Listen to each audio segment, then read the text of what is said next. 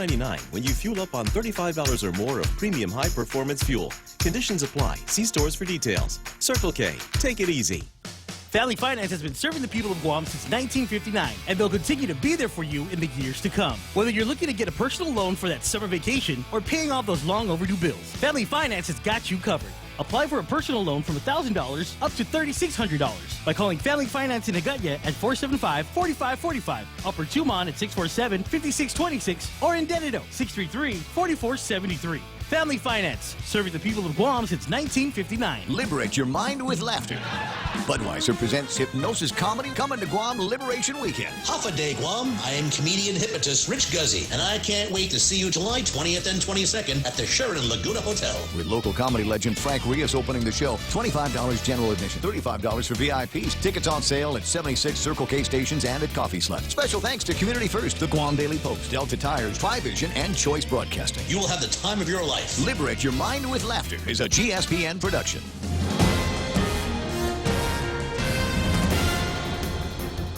Half a day and good morning, Guam. News time here at The Point is 7 minutes past 6 a.m. this Tuesday morning. I'm Kevin Kerrigan. Here's a look now at some of the top stories from the Guam Daily Post. Rape allegations have been added to the charges against 24-year-old Brandon Michael Acosta, who's accused in the death of 15-year-old Tamika Jadine Nauta last year. The Ukudu High School freshman was found dead in her bedroom on June 16th last year. The Guam Attorney General filed a superseding indictment against Acosta on Friday, adding additional charges of criminal sexual conduct and possession and use of a deadly weapon onto the murder allegation he is already facing. An autopsy on the girl conducted 2 days after her death found that she had been stabbed 5 times. However, former medical examiner Dr. Aurelio Espinola never conducted a rape test at that time. He said then that it was not necessary because the girl was fully clothed. Acosta is expected to be arraigned on the new allegations in Superior Court tomorrow. Former Guam Homeland Security Officer Ricky Sanchez was sentenced to 30 months in federal prison yesterday after he confessed to his part in a scheme to have $27,000 worth of methamphetamine mailed from Las Vegas to the Homeland Security Office here on Guam. The 42-year-old Sanchez was in tears yesterday as he struggled to read his statement to Chief Judge Francis Tadenko Gatewood in District Court. "I made a mistake and take full responsibility," said Sanchez. "I will never do it again." He apologized to his family and the people of Guam. Federal Public Defender John Gorman asked that Sanchez be given a lenient sentence of 18 months in jail, calling the incident truly aberrant behavior. However, U.S. Attorney Marvick David recommended 30 months, saying Sanchez had a history of substance abuse. Judge Gatewood settled on the 30-month sentence with credit for time served. She also agreed to recommend that Sanchez serve time in a medical facility where he can get treatment for a variety of medical issues that he has. We'll have more news after this. Let's go for a drive. Let's take a stroll. Let's gallivant. Let's go cruising. We all have different ways to describe how we get up and go in our cars. But whatever you may call it, you can do more of it when you save 6% off your fuel purchases at any Shell station when you use your eligible Bank of Guam Visa and MasterCard credit cards. So stop by any Guam or CNMI Shell station and start saving today. Visit bankofguam.com for more information. Terms and conditions apply. Bank of Guam, the People's Bank. Member FDIC. Security Title is honored to join in sponsoring Ray Gibson on The Point. Half a day. I'm Rita Tidegui of Manila, and this is where I start my day, listening to the voices of our community and sharing thoughts about issues that affect all of us. It all boils down to our people and our land. Ingatan ang iyong tahanan. Protect your home. When purchasing or refinancing your home, remember to call the professionals at Security Title, just like you call Ray Gibson in the morning. 10 minutes past 6 a.m. here at The Point. Yet another sexual abuse allegation against the late priest Louis Brouillard. This time, it's from a 54-year-old woman who claims that Brouillard raped her when she was a 10-year-old girl. The woman, who used the initials EAB to protect her identity, alleges that Brouillard forcibly raped and sexually abused her for 2 years in the 1970s when she attended the Barragata church where Brouillard was pastor. The complaint states that when Brouillard was assaulting her, he told her she was a good girl and would not go to hell because she was with a priest. Lawsuit filed in district court seeks $5 million in damages. Senator James Moylan has asked Governor Lou Leon Guerrero to call for a special session or issue an executive order to allow the Guam Contractors License Board to start issuing temporary licenses. In a release to the media yesterday, the senator said, "We have projects at a standstill, employees awaiting jobs, and contractors in limbo. This is an urgent matter, and it needs immediate solution," he said. Guam Contractors License Board Executive Director Cecil Orsini has confirmed that no new licenses have been issued and no existing licenses have been renewed because 4 board members resigned in January when the new administration was sworn in, leaving the 7-member board without a quorum and unable to approve any license renewals. The problem has reached the boiling point now because most Guam contractor licenses come up for renewal in June. None have been renewed, and contractors are complaining. More than 690 contractors have been waiting for over a month for their renewals. They cannot enter into new contracts without a valid license. However, the governor's spokeswoman, Janela Carrera, said it was unlikely that the governor would call a special session since a 4th board member was recently approved by the legislature, and the board is expected to meet on July 31st to act on the licenses. For these stories and more, log on to postguam.com or pick up a copy of today's Guam Daily Post. Ray and Mike now take a look at our weather. I just had it. I just had the paper in front of me, and now it has disappeared into another. Oh, there's that. Found it. A growing pile of stuff in front of me here. It's 12 after 6 o'clock. Mostly cloudy skies with scattered showers and isolated thunderstorms today. Winds out of the west about 10 miles an hour. Daytime highs should be about 87 degrees. Expected overnight lows of about 79 degrees. Sunset tonight, 6:52, about the same as it's been for the last couple of days. And you can sleep in a little bit longer and not worry about missing the sunrise because it's coming up later. 6:01 today when it broke the horizon, and if I can get things sorted out properly, I might actually have a couple of good-looking pictures for you of the sunrises that I took and Pam took and Mike took. But I'm having one of those kind of computer mornings. I'll explain in just a second. But in the meantime, I think I might be able to get the weather radar up on the screen. There is that possibility that it could happen, or not. Michael Knight's in the other room. He can look at the radar and tell me what it is we're missing. Yeah, right now what we've just got quite a few scattered showers and thunderstorms around, a lot of motion in the atmosphere. Can't really say what's coming towards us or what's not because it's all kind of swirling about. So you can expect a chance of scattered showers today. They say things will dry up just a little bit today, and the initial outlooks for Liberation Day are saying isolated showers, so it's going to be a hot one of those hot ones, and maybe an occasional shower on Liberation Day. That's subject to change. The radar showing here, looks like that stuff from the east might be trucking on this way, so you can probably expect a wet drive to work coming in this morning at some point in time. It'll be wet drive? Wet drive, yeah, wet drive. Satellite actually showing what's happening. We're just going to hedge all of our bets today. That's cool. Yeah, my cat warned me today was going to be a day like today. As soon as I woke up, she was meow, meow. It's like, okay, one of those days. Yep.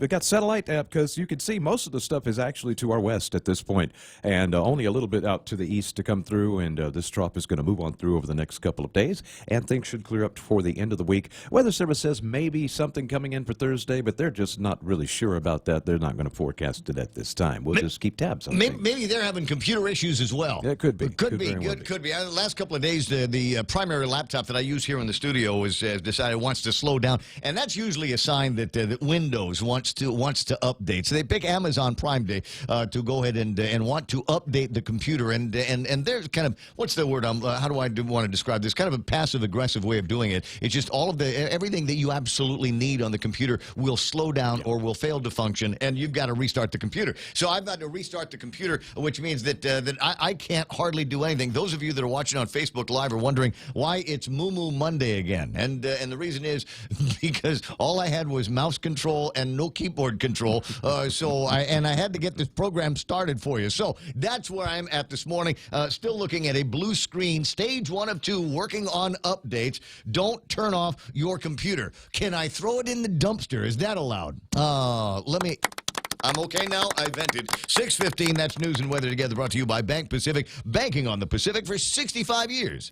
65 years ago, Bank Pacific opened its doors to our community. As we celebrate, we offer you a special 65th anniversary personal loan rate for as low as 4.65% for travel, back to school, a wedding. Do whatever you want with the money. During July, we just want to give it to you for as low as 4.65% APR. It's our birthday present to you. Bank Pacific, where others put branches, we place roots. Equal opportunity lender, member FDIC, conditions apply. Now 92% complete. Please don't turn off your computer. Okay, I'll make it through this part as well. Portions of the program brought to you by my friends over at Nanbo Insurance. They've got a bundle up plan. Give them a call today at 477-9754, and they'll tell you how they can save you all kinds of money on your insurance for a house and the car and you and motorcycles and all kinds of stuff. Solar with battery storage now available to Guam homeowners. Call 632-2613 for a free consultation at Micronesia Renewable Energy. It's still the summer of Jeep at Cars Plus. You're going to enjoy the test drive, and you'll enjoy owning your own Jeep Wrangler. Financing as low as 1.99%. You're going to love it at Cars Plus. Portions of the program brought to you by American President Lines, global presence with a local home. Those guys going to be in the studio a little bit later on today. And what's today? Tuesday? It's Ruby Tuesday, and for days like today, they want me to read you about this. 2 endless garden bars. It's like an open bar for salad, 2 tasty entrees, and a dessert to share for 1 terrific price. Ruby Tuesdays, 2 for 1 Tuesdays offers 2 complete meals at a terrific value, $25.99. All day, every Tuesday for a limited time at Ruby Tuesdays, Guam. The Ray Gibson Show. Morning talk that matters. Call now, 888-TALK. That's 888-8255.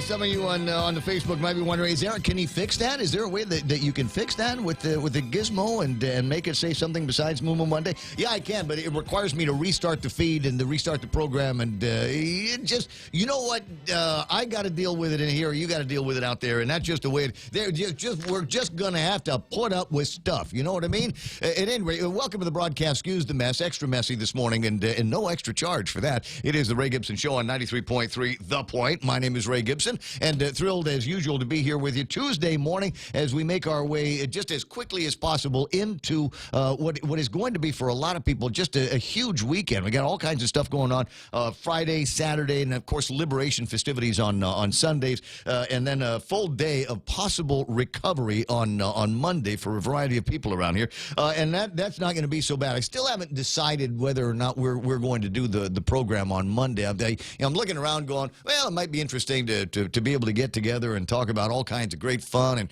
frivolity that we had at the either wet or very dry and hot Liberation festivities. On the other hand, be cool to wake up late again. And it might also be cool considering just how much is going to be going on this weekend. As I said, a ton of activities, literally a ton of activities that are out there for you. We'll try to bring you as many of the conversations about low-cost, no-cost activities that you might be able to get into over the weekend. In fact, we've got Rich Guzzi's coming into town. He's that comedian hypnotist. And if Michael Knight reminds me, I might, before the program is done, give away a couple of tickets to go and watch his show. And I'm not trying to figure it out whether it's going to be the Saturday version of the show or the Monday version of the show.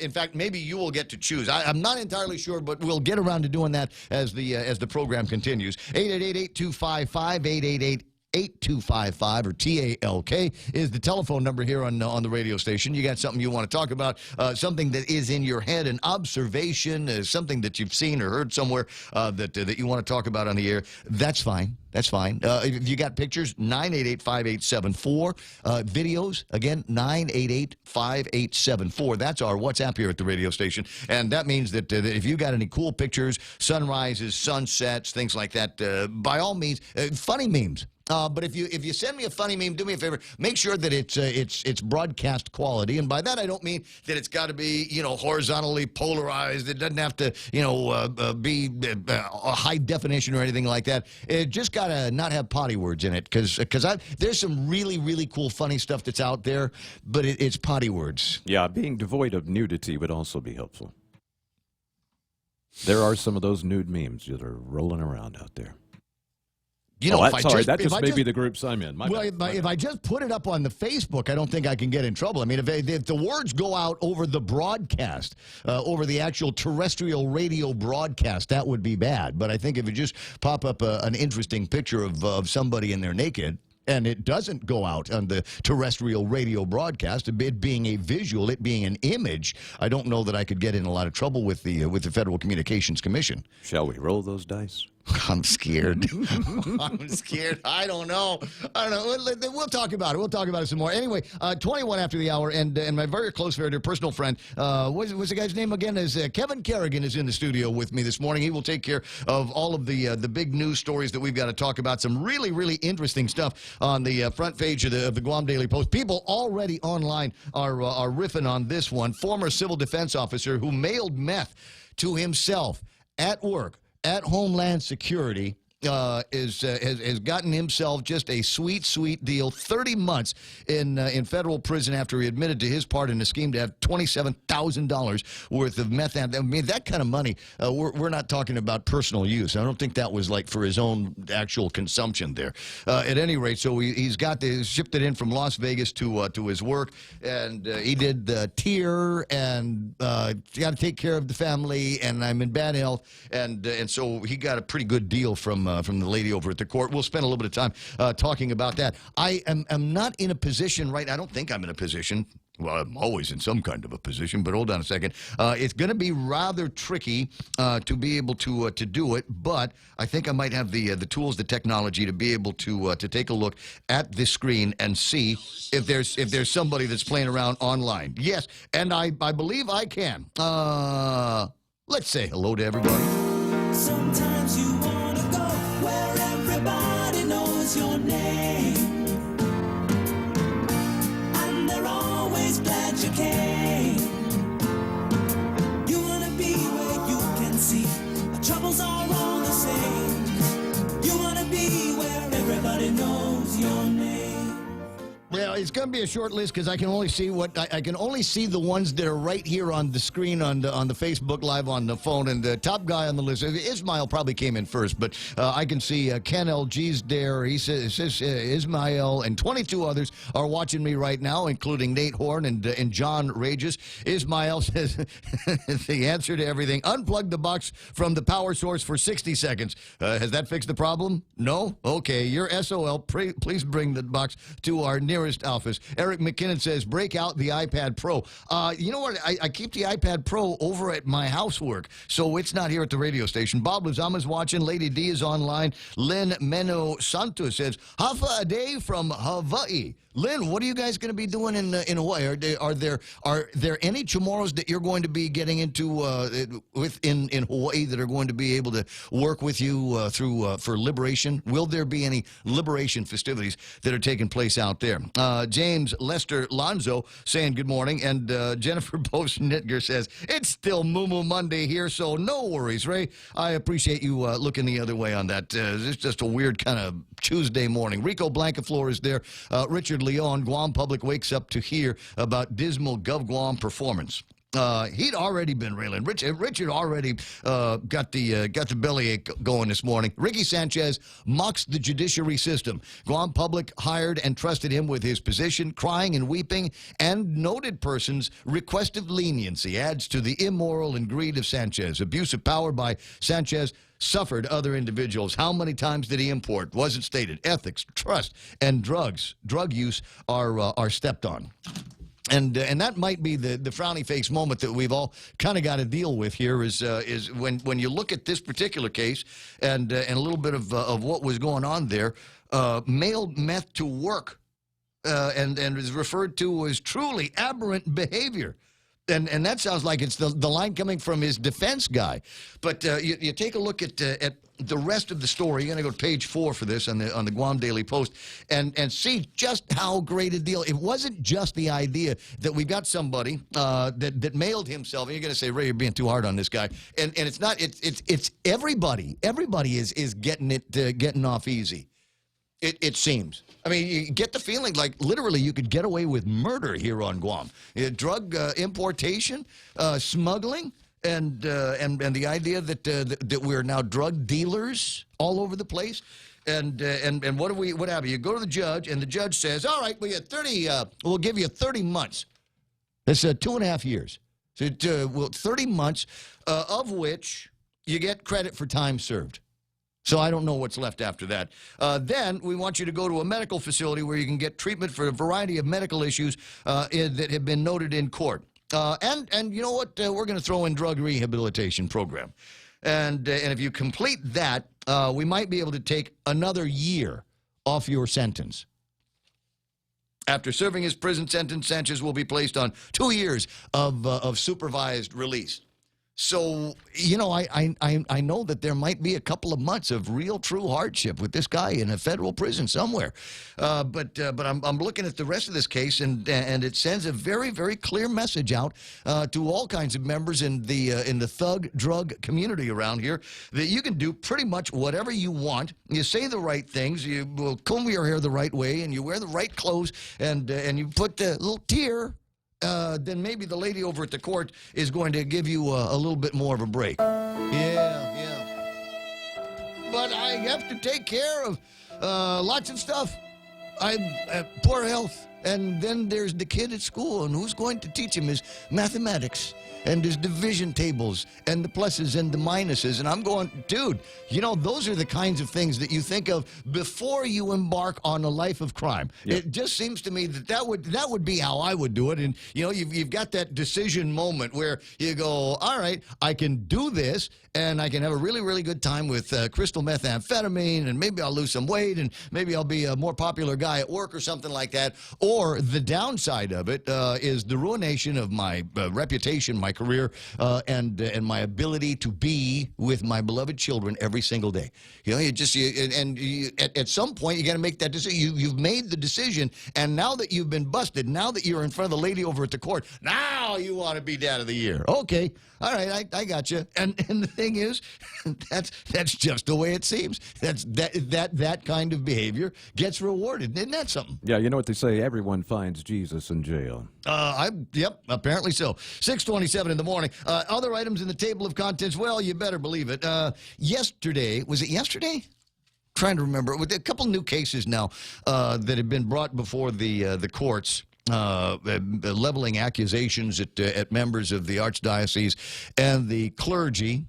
I don't know if you've noticed that now a woman up in, where is she from? Barragata, suggests that she was raped by Brouillard and told her in her young innocence that if don't tell anybody, otherwise you're going to hell. But since you have done this for me, then you know what? Then you don't have to. You can sin as much as you want to now. You're going to go to heaven because you did this thing here with me. Just among the creepiest stories that we're going to be hearing about. 6:28 in the morning, and if you've got a creepy story as well, if you're sitting around with a creepy story, you have a limited amount of time to tell your creepy story to a lawyer. There, you might have noticed this. There's advertisements going out in the Guam Daily Post. You may have a sexual abuse claim or general claim against the Archbishop of Agana.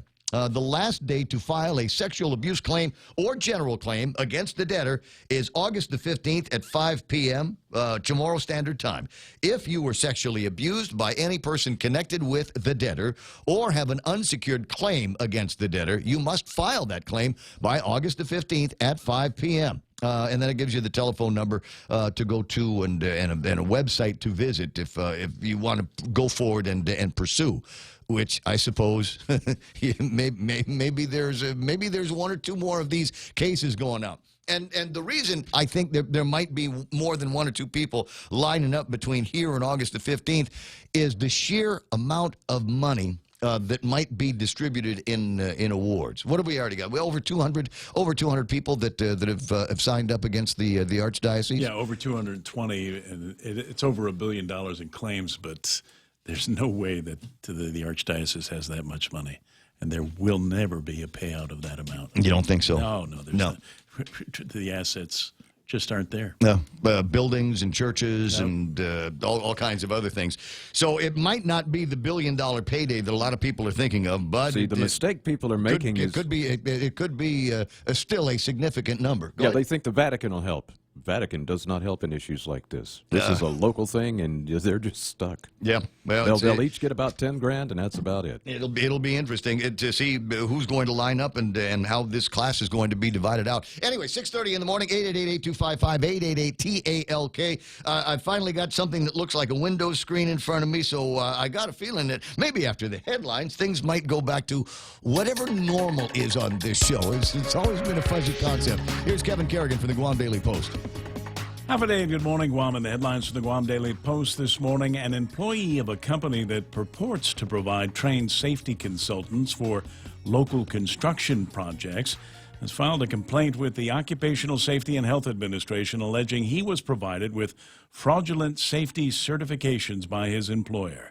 Jefferson Karandang said that DR Safety Consultant gave him counterfeit documents stating that he was a qualified health safety environmental engineer. And a week after he was hired, he was assigned as the lead safety officer for the repair and painting of the exterior of the FAA tower at the airport. However, Karandang told the Guam Daily Post he didn't have any training or credentials, no test, no training. They just handed me all the safety certifications, he said. In addition, Karandang claims that DR Safety Consultant doctored his resume by adding work history that never existed. Company President David Riela, however, denied the allegations. He said Karandang stole the certifications and other company documents and forged them himself. He said Karandang was fired because he was a no-call, no-show worker. A federal investigation has been launched after a drug defendant from Guam being held in Las Vegas, Nevada, was brutally beaten to death while in custody. According to a motion filed last Friday, attorney Curtis Vandeveld asked District Court Judge Francis Tedinko Gatewood to close the case against Joseph San Nicolas Mansipit because of his death. Chief Judge Ramona Manglonia had sentenced Mansipit back in February after Mansipit admitted to multiple probation violations, including failure to report for 4 drug tests, failure to attend 3 individual treatment sessions, among other issues. In his motion, Vandeveld wrote the sentence imposed on the defendant cannot now be completed and the further supervised release because of the defendant's violent death. Judge Gatewood said she learned from the U.S. Marshal Service that Mansipit died while at a contracted federal facility in Las Vegas. No other details about the case have been released at this time. Yet another sexual abuse allegation against the late priest Louis Brouillard. This time it's from a 54-year-old woman who claims that Brouillard raped her when she was a 10-year-old girl. The woman, who used the initials EAB to protect her identity, alleges that Brouillard forcibly raped and sexually assaulted her for 2 years in the 1970s when she attended the Barragata Church where Brouillard was pastor. The complaint states that when Brouillard was assaulting her, he told her she was a good girl and would not go to hell because she was with a priest. The lawsuit filed in district court seeks $5 million in damages. For these stories and more, log on to postguam.com or pick up a copy of today's Guam Daily Post. Thanks, Kev. 6:33 in the morning is iConnect time. Call iConnect and say, hey, save me some money. And they'll take a look at how you use the internet, what kind of bandwidth you use, what your big programs are, and go, yeah, we got a program. We got a plan here to save you a couple of bucks on your internet and mobile plans. Find out by calling them at 888-8888. It's important to have claims process that works for you. At Guahan Insurance Services, we make things simple and convenient. Same door you walk in to purchase your insurance is the same door you open to file your claim. We can't pretend that the car insurance claims process is fun, but we can promise a hassle-free and speedy recovery without any runarounds. For your home, auto, and business insurance, visit us at the Camacho Landmark Center on Marine Corps Drive in Tamuning. Don't forget to like us on Facebook or give us a call at 475-1162 or text 929-SAVE. That's 929-7283. Oh, it's very good. The berry burst salad, berry burst chicken salad at Wendy's. Fresh berries, you got strawberries and got blueberries in there, and then feta cheese, grilled chicken, shaved almonds, like little tiny slices of almonds. You would never make it like that yourself at the house, and they know that's the way you like it, so they make it fresh for you every day. The berry burst chicken salad at Wendy's. Business travel just got easier. Take your data plan with you for only $10 a day to all 17 Data2Go destinations. Never worry about additional data roaming charges when you go where your business needs you. The US, China, Thailand, and so much more. Have the assurance you need to check emails, surf the web, and stay connected. Call 688-2677 today to make sure your account is Data2Go ready. Docomo Pacific. Better together. Let's see what the traffic gizmo has got to say today. Stand by one. Let me just scare this thing up and make sure that it is working with this morning. Yeah, not bad at all. A little bit of traffic over by the Home Depot. That is working. You might see some traffic at Marine Corps Drive after you've passed by Home Depot if you're trying to get onto that. Don't know why, but it looks like there's a little bit of traffic over at the turnout in between Kings and the Atkins Kroll. Let me see here. Route 8's looking good. Route 4 into the downtown area is looking clean. Nothing in front of Navy Hospital. Nothing in front of Big Navy in Sumai. Do I have nothing up in Jigo as well? Looks like a nice time to get on the road here. 6:36. That's right now traffic here on The Point. Hey, welcome to this Subway ad for the new club collection. How do you want it? I'll take a book club. Absolutely. So, last week we sunk our teeth into Subway's meaty new release, the Steak Club. I didn't finish it yet. Oh, not again, Sandra. This week, it's the new Southwest Chicken Club, also by Subway. No spoilers, but there's a tasty twist. Jalapeno cheddar bread and guacamole? Sandra, get out. Subway, make it what you want. Good ending. Limited time only at participating restaurants. Morning talk that matters. It's the Ray Gibson Show. Call now, 888-TALK. That's 888-8255.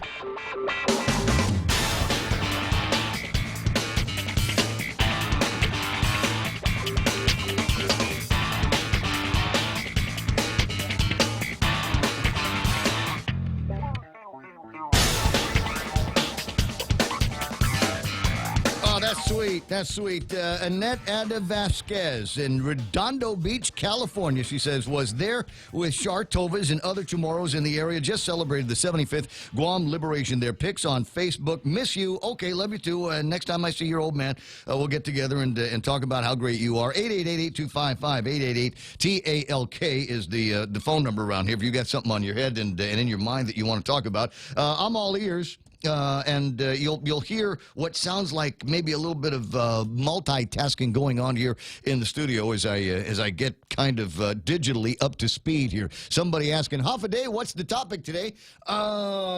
Interesting question. What shall the topics be? As I said, we can go all day long on the idea that there was somebody that abused his position in office.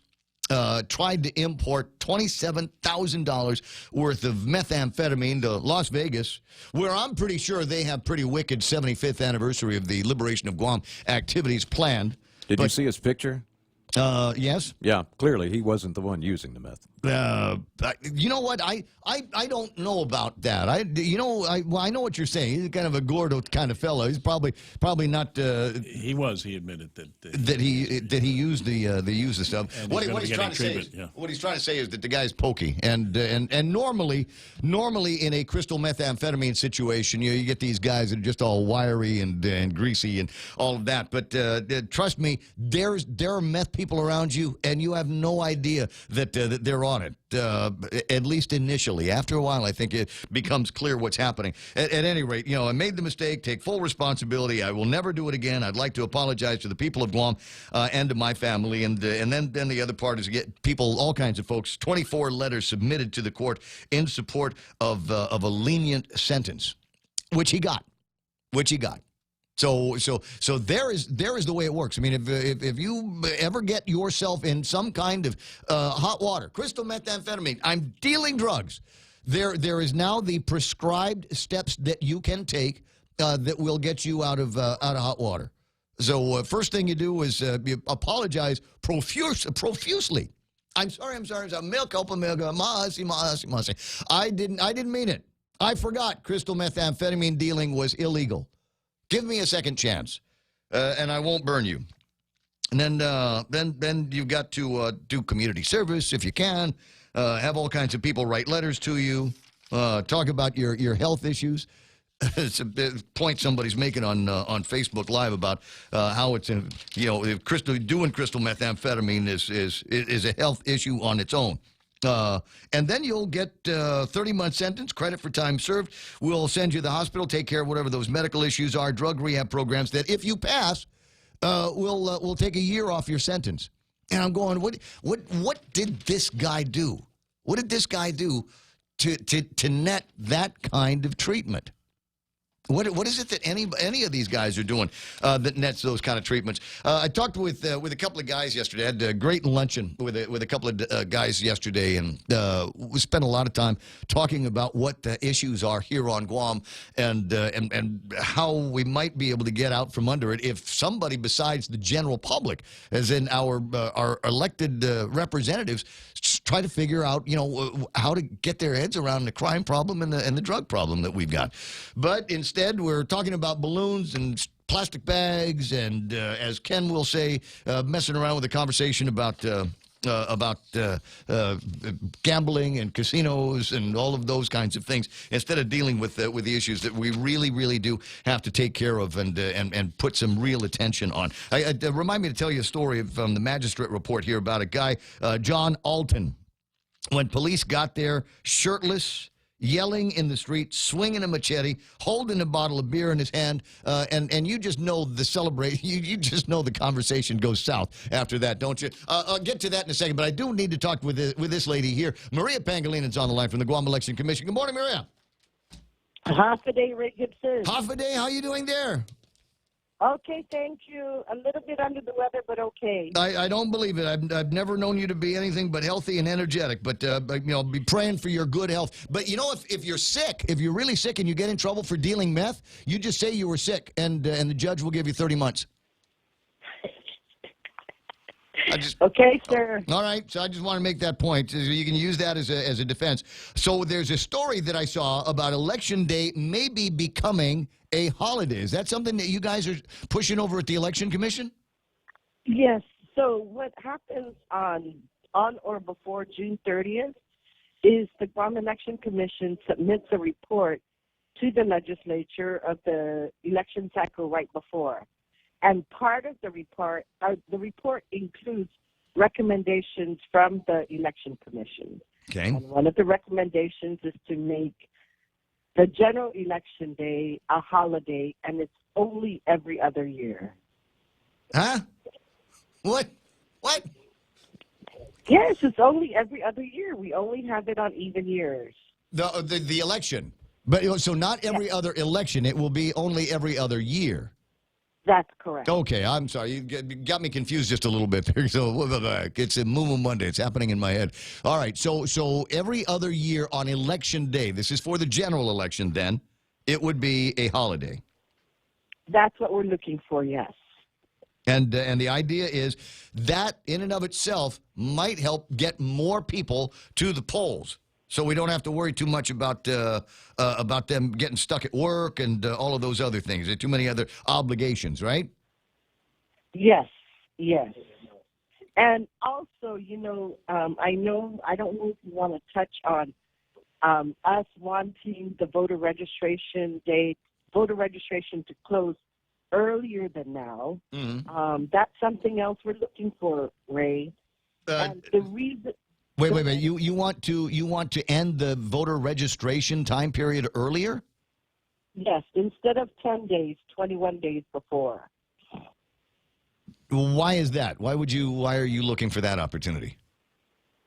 So we can do more to make sure that the voter registration, the voter registry is clean and accurate. Right. On the last day of registration, we get on average 1,000 new registrants. No matter what day, we're going to get that many. Yeah. So rather than take a whole lot of time in a very narrow window between that date and the actual election to make sure that your voter rolls are as clean as possible in that database, we'll move that impressive amount of work and registration over by 11 days. So you've got more time to massage your database. Yes, and unlike the United States of America, voter registration on Guam is very, very, very, very... Maria, Guam is in the United States of America. Okay, so you know what it is a person can go vote in every mayor's office. A person can vote, register to vote. Mm-hmm. A person can register to vote now at the DMV. Yes. And so because it's so easy, you know, it's very easy, you know, it's not so, it's very convenient for the potential voter to register. This should now be a good time to make the registration rolls close 21 days before. Yeah, I don't know. I thought the trend was moving in the opposite direction, where people could register and vote on the same day. Well, I mean, if you walk in and you've got, you can present credentials to somebody over at a polling place. I mean, you could even make it a provisional ballot, until after we've got a final count on what's going on with the regular side of it. You make it so that, all right, Ray Gibson just showed up. He just registered to vote. We'll allow him to vote, put it on some kind of a provisional ballot, and we'll look at it later after we've vetted his credentials. And that's okay. But let's close it 21 days before. But now, like I said, it seems to me that the trend would be moving in the opposite direction, where it would be easier and more convenient for people not to have to take 2 or 3 steps in order to vote. They just go and show up and vote. If they're not on the rolls, then let me show you my let me show you my passport, my birth certificate, whatever the credentials are that I would show you 10 days or 21 days prior. Yeah, so what happens, Ray Gibson, is the person, when I looked at it in some of the states, the person who does same-day registration at the polls, they must produce more documents. They must produce, some of them, they must produce proof of residency, proof of citizenship, and an ID. Mm-hmm. Whereas if you register before the registration deadline, all you'd have to do is do it online or do it at DMV, or just present an ID to a registrar in front of you. I hear what you're saying, but that would be the penalty. So for those of you that don't want to follow the rules and be there 21 days before, we'll still let you vote, but you have to show up with all kinds of paperwork. You have to bring your village mayor with you to attest that you live on the street that you say you do. I mean, you just make that the penalty for inaction. It's like running a 5K. If you sign up at Hornet early, then you get to run in the race for $7. If you wait until race day, it's $15. So, we got a built-in, there is a built-in penalty, but nothing that would prevent a legal person, a legal citizen from voting. That's correct. Yeah, so if I was on the commission, that's the way I'd vote. But getting back to the Election Day holiday, this would be a holiday that would be extended legally, I guess, to just GovGuam employees, right? Yes, and other private organizations can follow suit. We could, we close the banks, close the businesses, and the businesses would have to pay their employees another holiday. Ouch. And they can be good precinct officials, so from your radio station. Maybe somebody can come and be a precinct official. Oh, you don't want anybody from here to be precinct officials, and you don't want me to be. You don't want me to. I will go out there and I will precinct official from the barbecue stand outside. That's where I will. I will be out there and I'll just wave at everybody. Hey, welcome, bota, and do all of that stuff. So I don't know about the for me, I don't necessarily have a problem with it, but there are going to be some people that say, well, that's great. There's another holiday for Government of Guam employees, and another thing that is going to be left to for the taxpayers to cover, so that they can go and take a day off. I think in my mind now, if you want to get more people to show up at the elections, we need better candidates. Yes. That's what I'm thinking. I think there were a lot of people that stayed away from voting in the election just because there's nobody around here is worth casting a vote for. So Ray Gibson, the candidate packets will be available in January. You're welcome to come and pick it up. Right? Well, but I don't want to run as a Democrat or a Republican. So unless we can make it really, really easy for me to run as a third party and not have to run in the primary election, I don't know. But we'll ponder. See, now that in my mind, that's what the Elections Commission should be pondering. There's one other thing: mandatory tabulation and publication of names on write-in votes. Aren't you already doing that? Yes, and it costs a lot of money. And so what we want to do is for the write-in votes, all we want to do is if it would affect the results of the election, then we will tabulate and figure out how many votes Ray Gibson got. Right. But if it doesn't affect the results of the election, we just want to report it as this many. We received 766 write-in votes, and that's it. So here's one other thing here is you might actually want to, as you know, the Election Commission actually take a look at the requirement to conduct a primary election. In my mind, because all these things that you're talking about are probably going to end up costing some additional dollars over at the Election Commission, and you could probably save a lot of money if you only did the general election. Leave the primary election to the parties. Let them support their own elections. Let them support their own candidates, and just give me a list of 15 names and who the party wants to run as governor and lieutenant governor, and we'll get that from the Democrats. We'll get the similar list from the Republicans, and the people of Guam will have saved $200,000. Yeah. Ray Gibson, when I looked across again at that, quite a few of them, because they don't have a primary, end up with runoff elections. Where? So, in fact, they would have two elections anyways. Because there would be a runoff? That's correct. Why? Why again? Why again would we automatically have a runoff election? Because maybe there will be 3 Democrats running and 3 Republicans running, that sort of thing, if there's no primary. And if it's a caucus, then it's a little different. But if we allow that many Republicans with that many...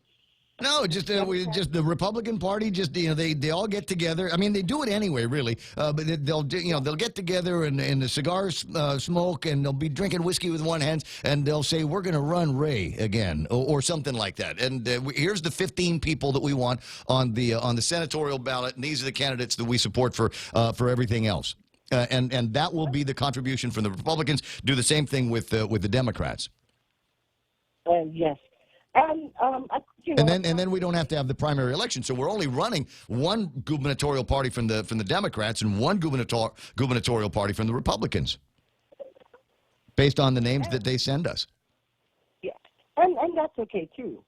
But if for example, the Cavalcrats in the Republican Party don't support Mary Torres to run as their scion in the upcoming election, then I can see Mary going, well, then I'm not going to run as a Republican. I'll run as an independent. And then, maybe I could see that as an interesting scenario that could turn into a runoff event of some kind or another.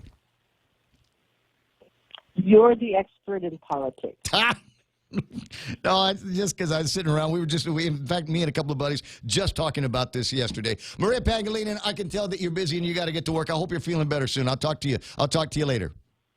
Deduce Mossy, Ray Gibson. Okay, my dear. I think maybe we'll make that a poll question somewhere. Should the general election be a holiday?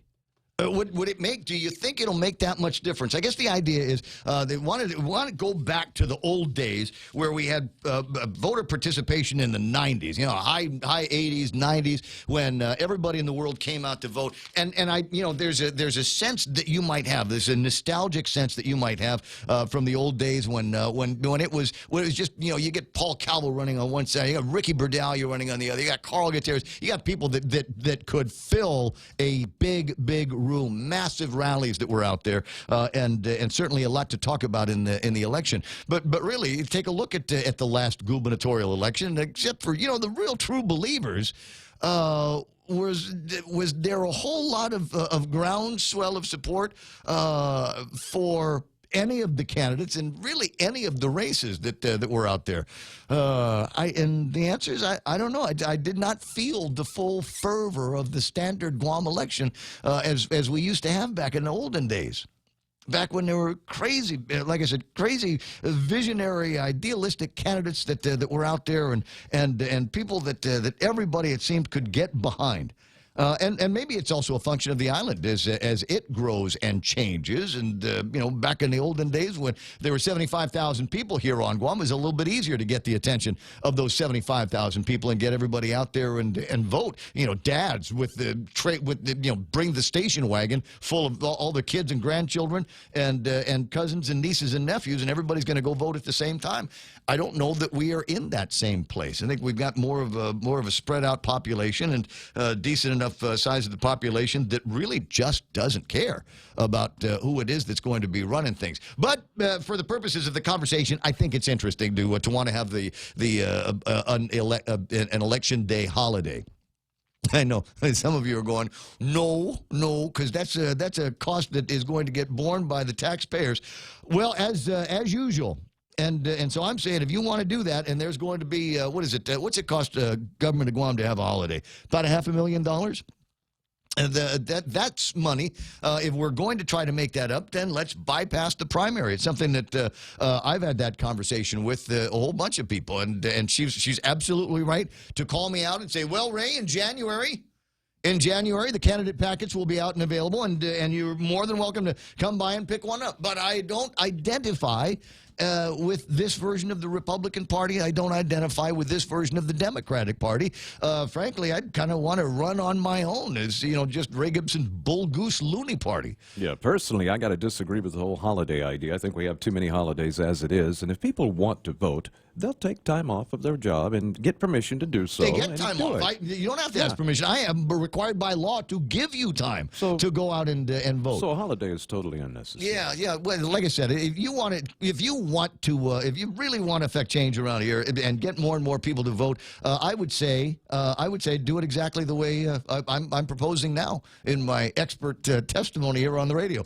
We'll bypass the primary. We will, all of us, Naruto run right past the primary and just show up at the general election. Now, the Democrats and the Republicans are going to there's some colorful language I want to use here, something about kittens, but they'll lose their minds if something like that becomes a reality, because they will believe that they have to run, they will have to campaign through a primary election. And then compete against me, who didn't have to campaign, who didn't have to kiss babies and shake hands and buy all kinds of signs and all of that stuff until it gets to be the general election. Yeah, why can't they spend all that money that they were going to spend on the primary just on some conventions for each of the parties to have and pick whoever they want to run against the other person in the general?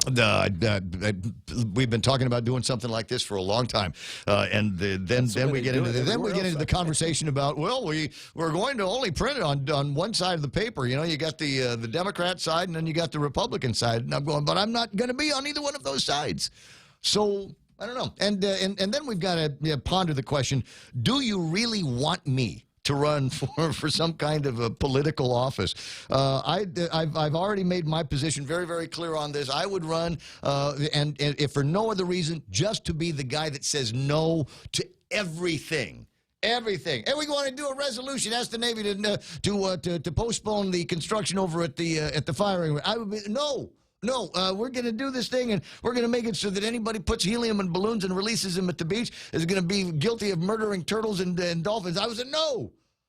The ones that I will say yes to are the ones that I think will address some of the big problems that we've got here today. And I'm here to tell you, and this is not a frowny face, today there is a great opportunity to undo what I consider to be one of the great political sins of the last legislature. What was it, 34th Guam legislature? I consider it was the greatest sin was the increase in the business privilege tax and the imposition of larger liquid fuels tax. And there is a great chance for everybody on Guam that feels exactly the same to march to the legislature and tell them what you think about those tax hikes and how disastrous it has been for you and your business and your customers. Because now everybody got to pay a little bit more. They're going to have a hearing on it over at the legislature. We'll talk about that in the next hour of the Ray Gibson Show. 6:59 and change. We are KUSG. Who got you? Kevin Kerrigan's got headlines coming up right after this Fox Newscast.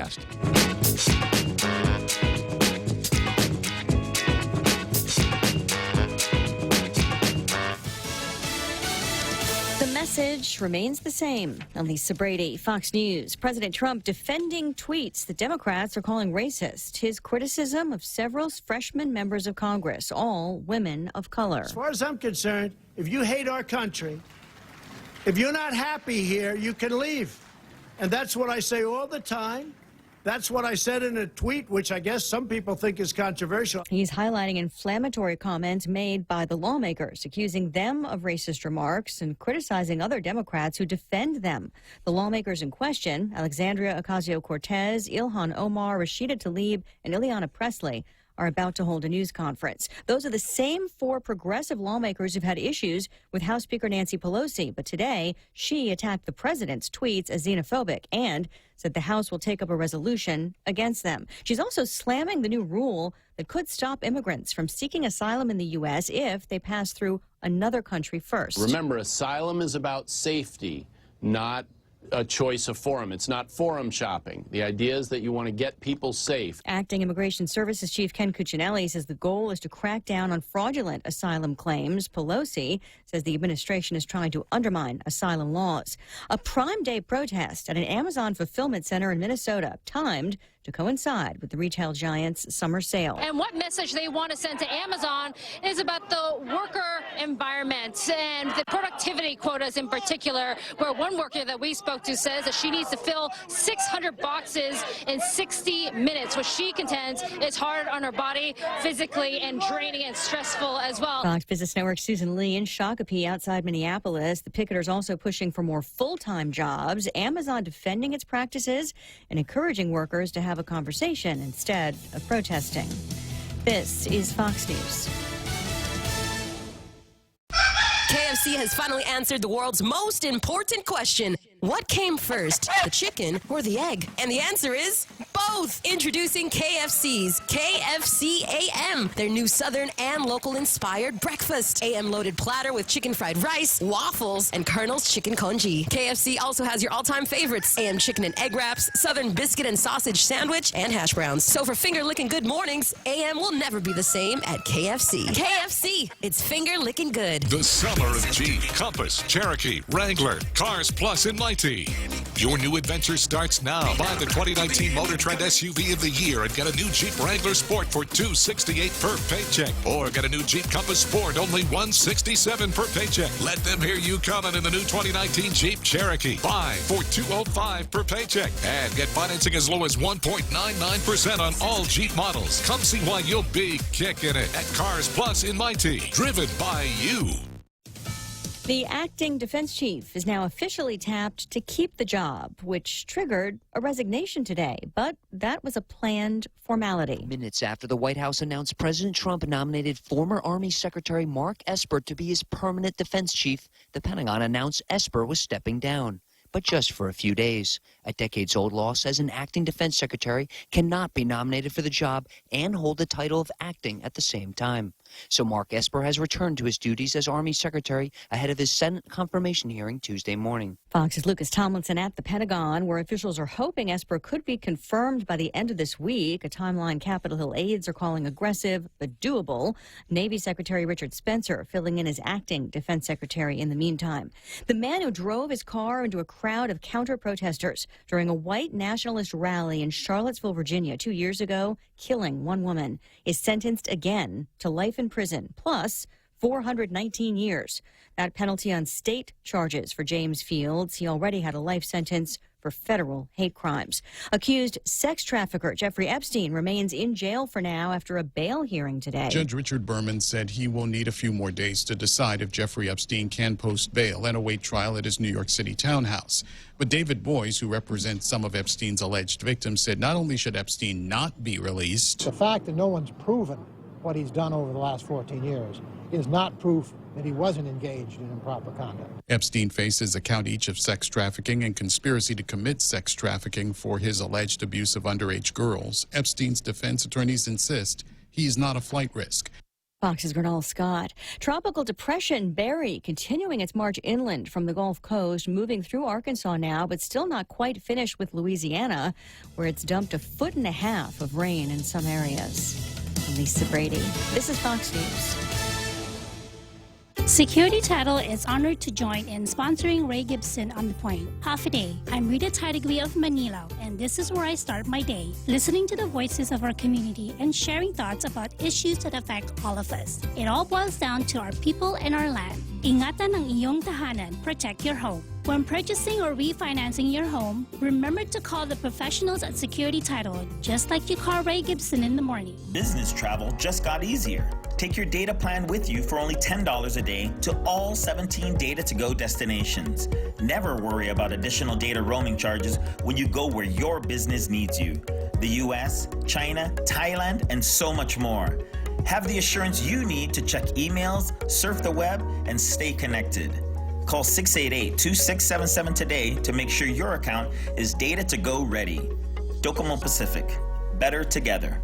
Family Finance has been serving the people of Guam since 1959, and they'll continue to be there for you in the years to come. Whether you're looking to get a personal loan for that summer vacation or paying off those long overdue bills, Family Finance has got you covered. Apply for a personal loan from $1,000 up to $3,600 by calling Family Finance in Agutya at 475-4545, Upper Tumon at 647-5626, or in Dededo 633-4473. Family Finance, serving the people of Guam since 1959.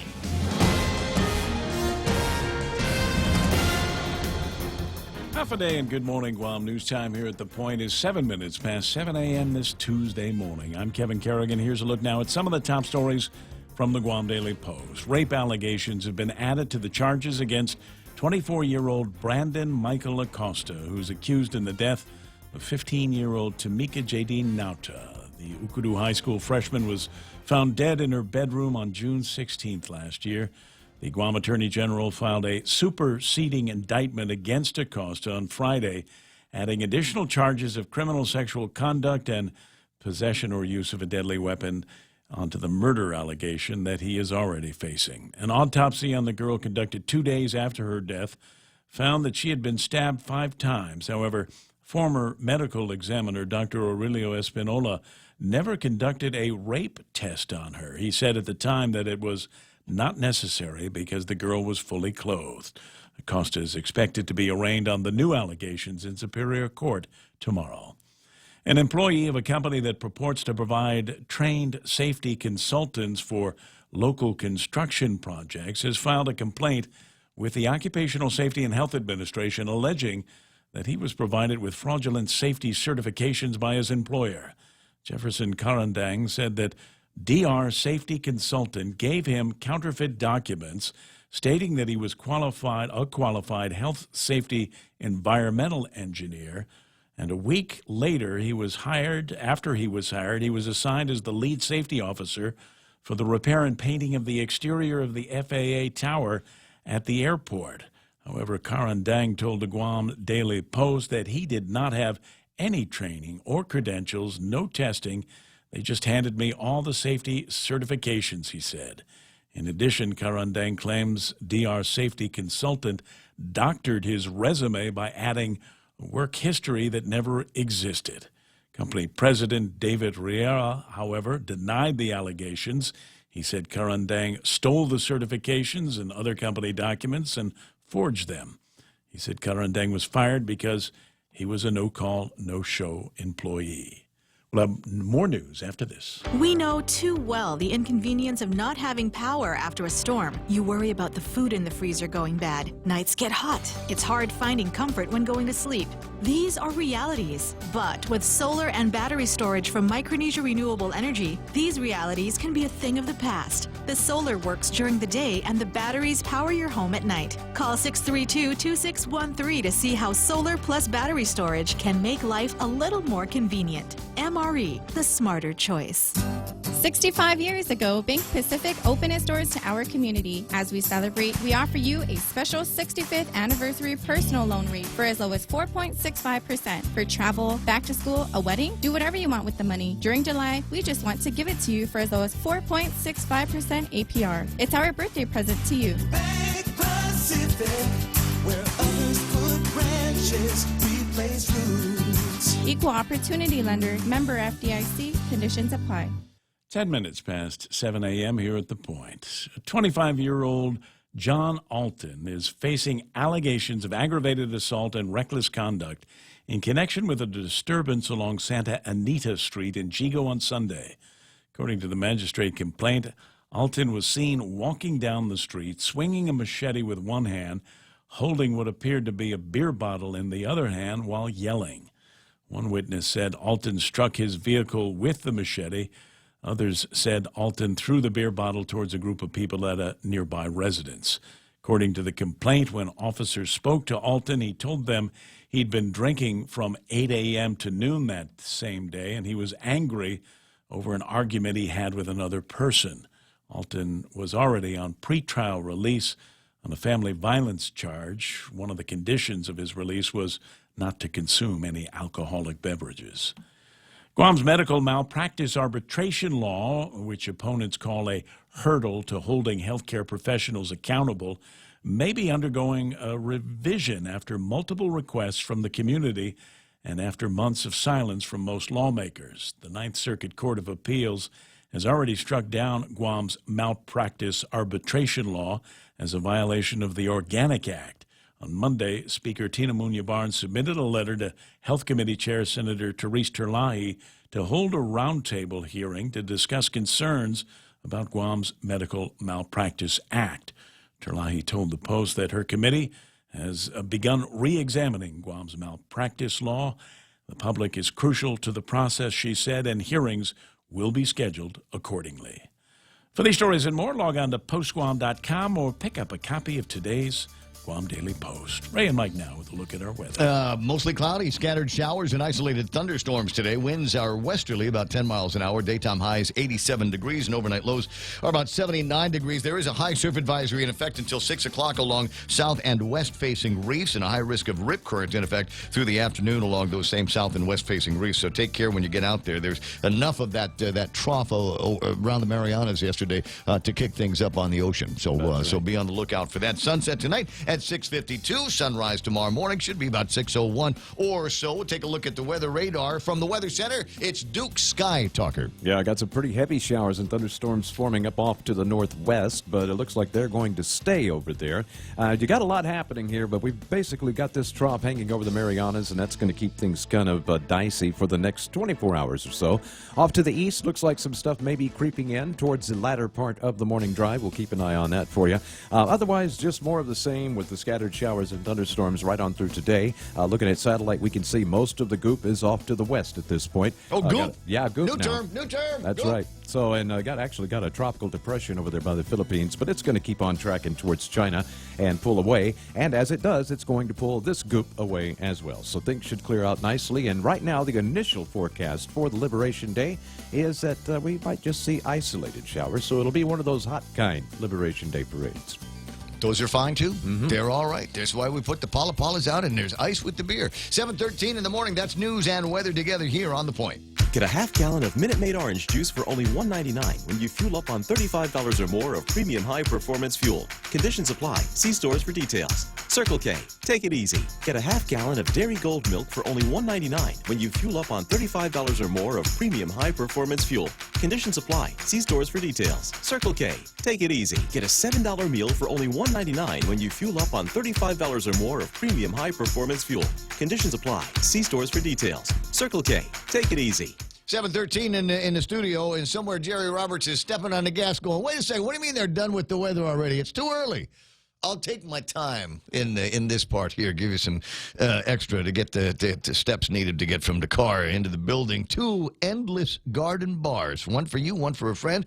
2 tasty entrees, same thing, and a dessert that you can share for one terrific price. Ruby Tuesdays, 2 for $1 Tuesdays offers 2 complete meals for a terrific value, just $25.99. Available all day, every Tuesday for a limited time at Ruby Tuesdays Guam. The portions of the Ray Gibson Show also brought to you by APL, American President Lines is shipping the future. Global presence with a local home. It's the summer of Jeep at Cars Plus. Get on up there and do the test drive with the Compass and the Cherokees and the Grand Cherokees, or maybe you're a Wrangler kind of Jeep guy or girl. They've got them in your favorite color waiting on you. Can you afford it? Sure. 1.99% APR. Test drive today at Cars Plus. And save some money on your electric and keep the lights on, too, whether it's raining outside or whether the power authority is working or not. Solar with battery storage is now available to Guam homeowners. Call 632-2613 for a free consultation at Micronesia Renewable Energy. Bringing you closer to the action. Any speaker, anytime. Watch and listen live on thepoint.gu.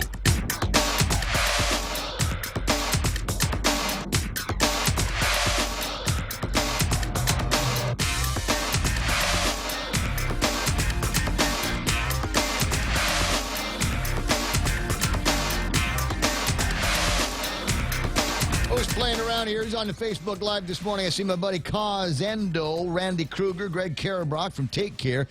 Simon Sanchez is online. Nice to see you there. We got who's that guy? Is Commissioner Sanchez is on the line.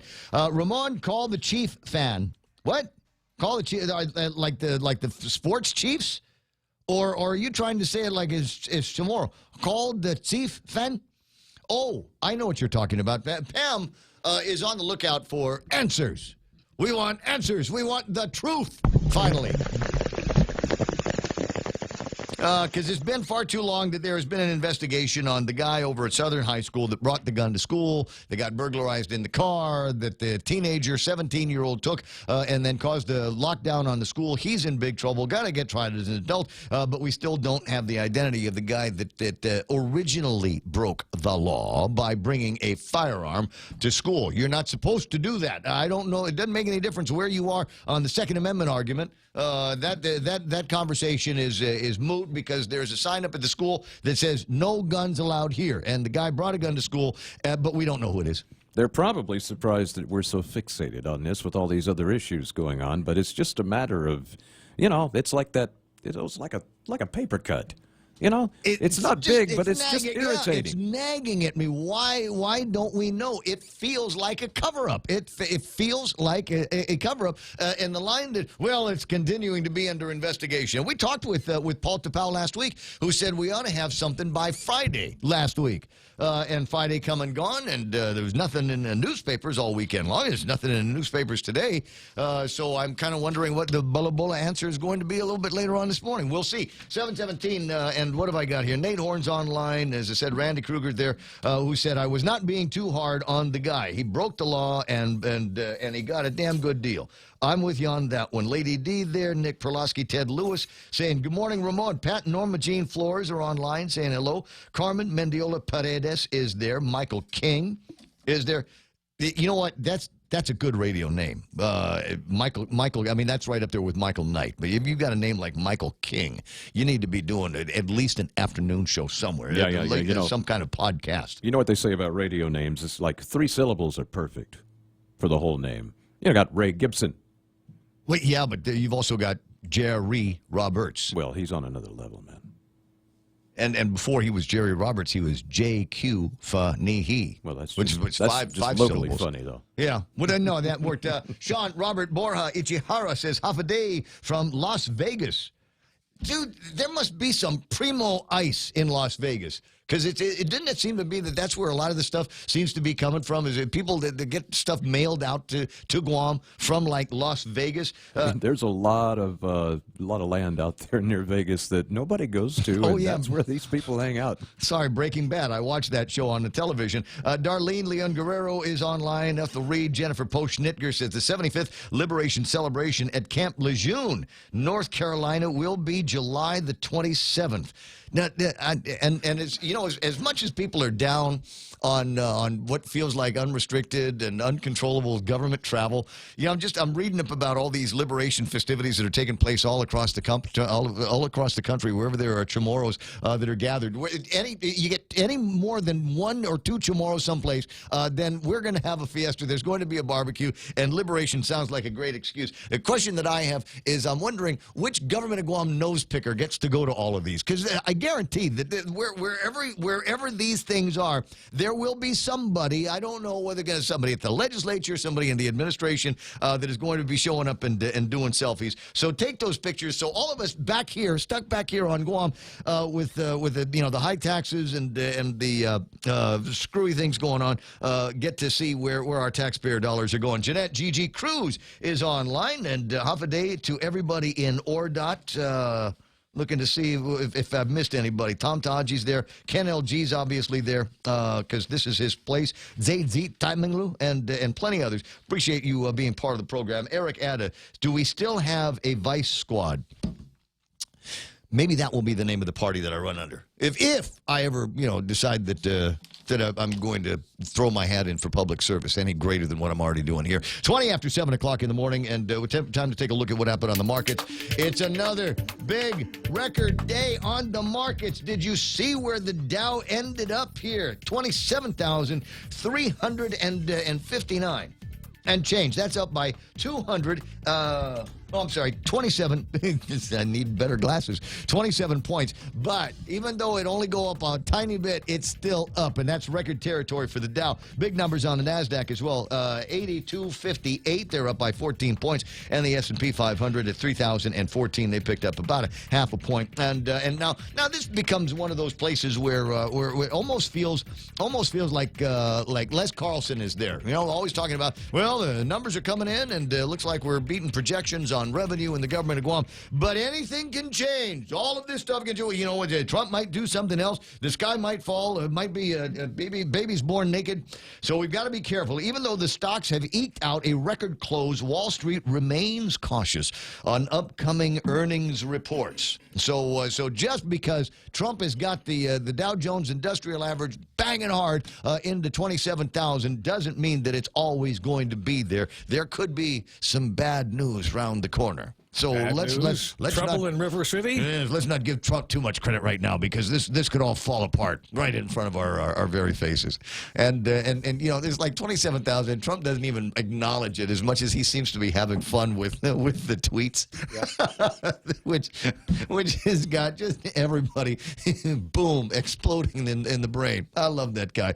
Never been anything better for business in the talk radio game. 7:21 in the morning. Hear the voice of Jerry Roberts in the studio. Let me just give you a couple of numbers before we get into the extra point. $60.21. That's where West Texas was yesterday. $59.30 today, so off by about 90 cents. That might be good for people buying West Texas crude. $70.35 is the frozen figure for Tappas. We'll probably get a new number on that one tomorrow. And if you've got something big that's happening in the world of economics, may I suggest that you bring it here to the radio. If there is something, and I mentioned this last hour, that everybody needs to be aware of here. This is not just about guys in the chamber and the Rotary Club getting together. This is something that will affect us all, and it is a public hearing that will take place today over at the legislature.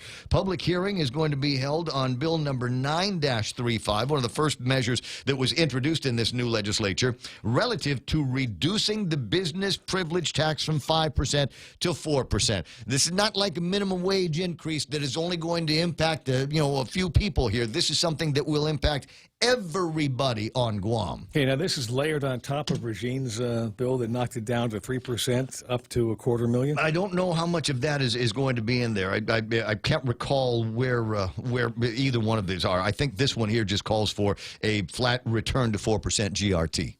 I think, and if you want to make an amendment, let's take it to 3. I'm with you. Based on she had that one thing that would benefit some small businesses. That thing's already law. Yeah. Right.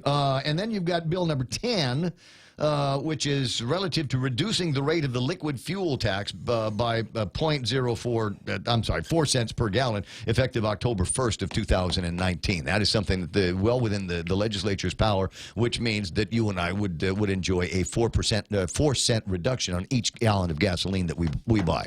And that's guys on the street, that's me and you, that's businesses, that's the government, everybody going to enjoy a reduction. Now they're going to say that wow, but we're just now getting around to doing all kinds of great improvements on the roadways, and we're starting to see, some of these old divots and the zaff parts of the roads getting repaired. And will that stop as a result of the reduction in the liquid fuels tax? Shouldn't have to, if you ask me. Shouldn't have to. If you know that money ain't going to be there next year, maybe we got to figure out a way that we can save in some of the other parts at the Department of Public Works. And which roads are we speaking of that have been repaired and those divots have been taken out? In particular, there is a part in front of Essen. The war in the Pacific part down there in Essen. Okay. They've got a section of that road that has been repaired. And I want to say that they did pretty good. There were also some places out in Manilao on Route 4 that had been taken care of. No doubt valuable places. No, it rained, and then some of those little pockets of asphalt that they put down to patch the road came up. They came up. And I think the same thing happened up in I don't know. I got to check with some of the GIGO listeners to find out, because there was a section of the roadway just north, I want to say, of Waisang Song, where the road gets kind of chop-socky. And I want to say that they've done some repairs up there and laid down some new asphalt. But my guess is that probably was done with federal dollars. Has not anybody ours. ever had the conversation about when they're going to fix the middle lane northbound on Marine Corps Drive anywhere from East Agana up into wherever, up to here? You don't like it? Well, it provides a massage all the way up. I guess that's a good thing. The turning lane? Bam. The middle lane all the way up.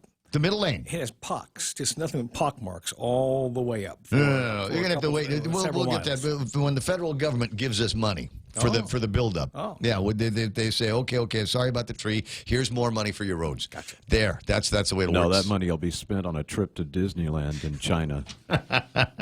How do you know it hasn't been already? And finally, before we get Jerry Roberts, 2 times Jerry Roberts today. You get him on the radio, brought to you by Guam Insurance Services. You'll also find him in the editorial section of today's Guam Daily Post. More of the from the Book of Don'ts. Book of Don'ts. Yes. The Book of Do and the Book of Don't. That's the written version of Jerry Roberts, and now happy to bring you today's Extra Point, brought to you again by Guam Insurance Services and First Hawaiian Bank. When it comes to customer service, the words we use can solve issues and build relationships or cause problems. We dig into this today on the Extra Point. It's important to have claims process that works for you. At Guahan Insurance Services, we make things simple and convenient. Same door you walk in to purchase your insurance is the same door you open to file your claim. We can't pretend that the car insurance claims process is fun, but we can promise a hassle-free and speedy recovery without any runarounds. For your home, auto, and business insurance, visit us at the Camacho Landmark Center on Marine Corps Drive in Tamuning. Don't forget to like us on Facebook or give us a call at 475-1162 or text 929-SAVE. That's 929-7283. In our core CSI Guam, which is Customer Service Initiative Guam, we give emphasis to the importance of words and making sure we don't say the wrong things to the people we're trying to attract to our business. To start, there are a couple of good rules to follow. 1, don't boss your customer or prospective customer around. And 2, don't make them feel stupid. The wrong words can easily send the wrong message, change the emotional condition of the customer, and lead to trouble. Examples follow. Number 1, you can't quickly provide the service the customer needs because the person who handles the work is out of the office. Okay, you say, you're going to have to wait. The guy who does that is out, and it's going to be a while before he comes back. Or maybe it's the guy who handles that is out. Now you'll have to come back later. In either case, there's a good chance to get a negative reaction from the customer. I'm going to have to wait? I'm going to have to come back later? This falls under telling the customer what to do, and people don't like that. Most people already have a boss who tells them what to do, and they figure that when they're spending the money with a company, they shouldn't be dictated to by that company. It's a simple fix to turn this around. Instead of telling them they have to wait or they have to come back, you might want to try something like this. I'm sorry, I really want to get this done for you quickly. However, our technician is out and not due back for an hour. I'd like to offer you some options. One, we can make you comfortable, and I'll get you something to drink if you'd like to wait. Or if that's not possible and you'd like to come back, I can call you when he arrives. I can also schedule you for another day if that's better for you. What would you like to do? You see, people like options. They don't like to take orders. Second example, people also don't like to be made to feel dumb. I know it's frustrating for service workers who have to guide people through simple procedures, especially when they are clearly outlined in the instructions provided at the time of sale.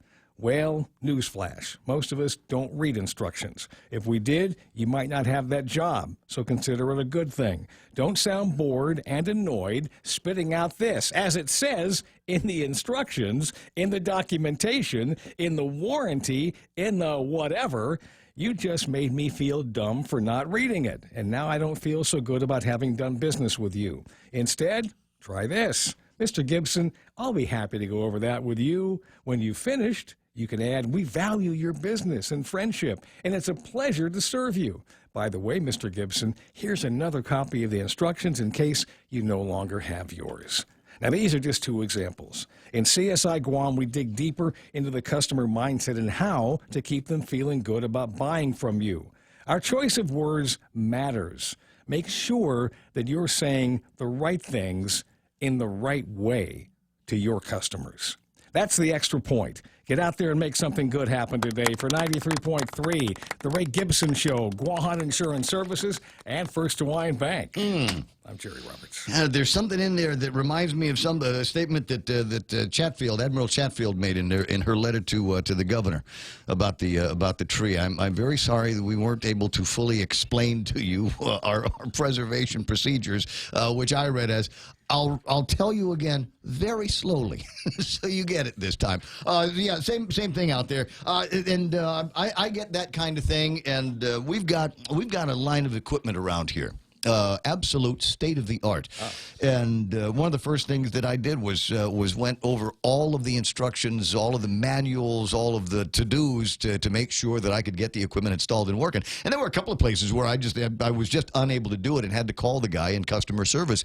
And he did exactly that. And Really? yeah, and he gave me the line, well, you know what? It's actually in the manual. It's in the handbook. I said, I've read the handbook twice. It is one of the worst pieces of customer support there is in the world. It is the worst documentation ever. You want to tell me again where it is, and then I will tell you why your instructions don't make sense. And we did went through all of that. So I get it. I did, but it's one of those things where it did stay with me. That feeling that I got after dealing with that guy at customer service, I never wanted to call him again. And whenever I had to call that company to get anything else, I was very specific with the operator about, I want to talk to anybody but that guy. And she said, yeah, I think I know why. And routed me to somebody else. Crazy stuff there. 7:32 in the morning. And while we're in the businessy part of the program, I do want to welcome a couple of businesses to Guamos down in the downtown Hagåtña area. And if you are, this is almost worth moving to Hagåtña for. There is a Crab Daddy. Did you see the picture? I passed by. It used to be, they used to sell ostrich steaks. Do you remember that, Kevin? Were you here when they were in that business? It was, and a lot of people said, well, the reason why they went out of business was nobody wanted to eat ostrich steaks. And I said, no, the reason why they went out of business is because at the time that was the worst location for a restaurant on the planet, because you couldn't necessarily get there. You needed to make a U-turn in order to get around there, because you couldn't make that left onto Marine Corps Drive from Route 8. You can do that now. So I got a feeling that they're going to get a little bit more business than the Ostrich Steak did. And the other thing is people like crab meat around here. Yeah. So I'm looking forward to that. And as I was motivating around yesterday, last evening, about, I don't know, 5 or so, I passed by the old bank in Agania, right near where the bridge is, next to Phil Flores' place. There used to be a bank, and you'll remember what the name of it is because you're older and smarter, and I cannot, for the life. Anyway, they turned it into Mermaid's Tavern once upon a time, right? Was it Mermaids? Anyway, so but today at noon, the Carabao Brewing Company comes to Agania. Same building? Same building. You remember there used to be that restaurant, and behind the bar was this vault door. Well, they took the vault door off, and it is now kind of an attraction in the front. They've sealed off the breezeway, so when you go to the bathroom, it's inside instead of creepy Agania outside. Oh. So it's so I want to definitely send those guys a shout out and say congratulations to you. I think that's a big deal. We've got a couple of new enterprises, new ventures in the F&B game that are not in Tumon. They're in downtown Agania. And so that you pile them up with shooters and stacks and kitchen lingo and mimosas and all kinds of other places. I think it's going to be a great addition. And as I said, almost worth thinking about moving to Agania for. Crab Daddy and the Carabao Brewing Company. 7:34 and time for headlines from the Guam Daily Post. Here's Kevin Kerrigan. Half a day and good morning, Guam. And the headlines from the Guam Daily Post this morning. Former Guam Homeland Security Officer Ricky Sanchez sentenced to 30 months in a federal prison yesterday after he confessed to his part in a scheme to have $27,000 worth of methamphetamine mailed from Las Vegas to the Homeland Security Office here on Guam where he worked. The 42-year-old Sanchez was in tears as he struggled to read his statement to Chief Judge Francis Tadenko Gatewood in district court yesterday. "I made a mistake and take full responsibility," said Sanchez. "I will never do it again." He apologized to his family and the people of Guam. Federal Public Defender John Gorman asked that Sanchez be given a lenient sentence of just 18 months in jail, calling the incident truly aberrant behavior. However, U.S. Attorney Marvick David recommended 30 months, saying Sanchez had a history of substance abuse. Judge Gatewood decided on the 30-month sentence with credit for time served. She also agreed to recommend Sanchez serve time in a medical facility where he can get treatment for a variety of medical issues that he has. Yet another sexual abuse allegation against the late priest Louis Brouillard. This time, it's from a 54-year-old woman who claims that Brouillard raped her when she was a 10-year-old girl. The woman, who used the initials EAB to protect her identity, alleges that Brouillard forcibly raped and sexually abused her for 2 years in the 1970s while she attended the Barragata Church where Brouillard was a pastor. The complaint states that when Brouillard was assaulting her, he told her she was a good girl and would not go to hell because she was with a priest. The lawsuit filed in district court seeks $5 million in damages. Senator James Moylan has asked Governor Lou Leon Guerrero to call for a special session or issue an executive order to allow the Guam Contractors License Board to start issuing temporary licenses to contractors who've been waiting for more than a month for their renewals. In a release to the media yesterday, the senator said, "We have projects at a standstill, employees awaiting jobs, and contractors in limbo. This is an urgent matter, and it needs an immediate solution," he said.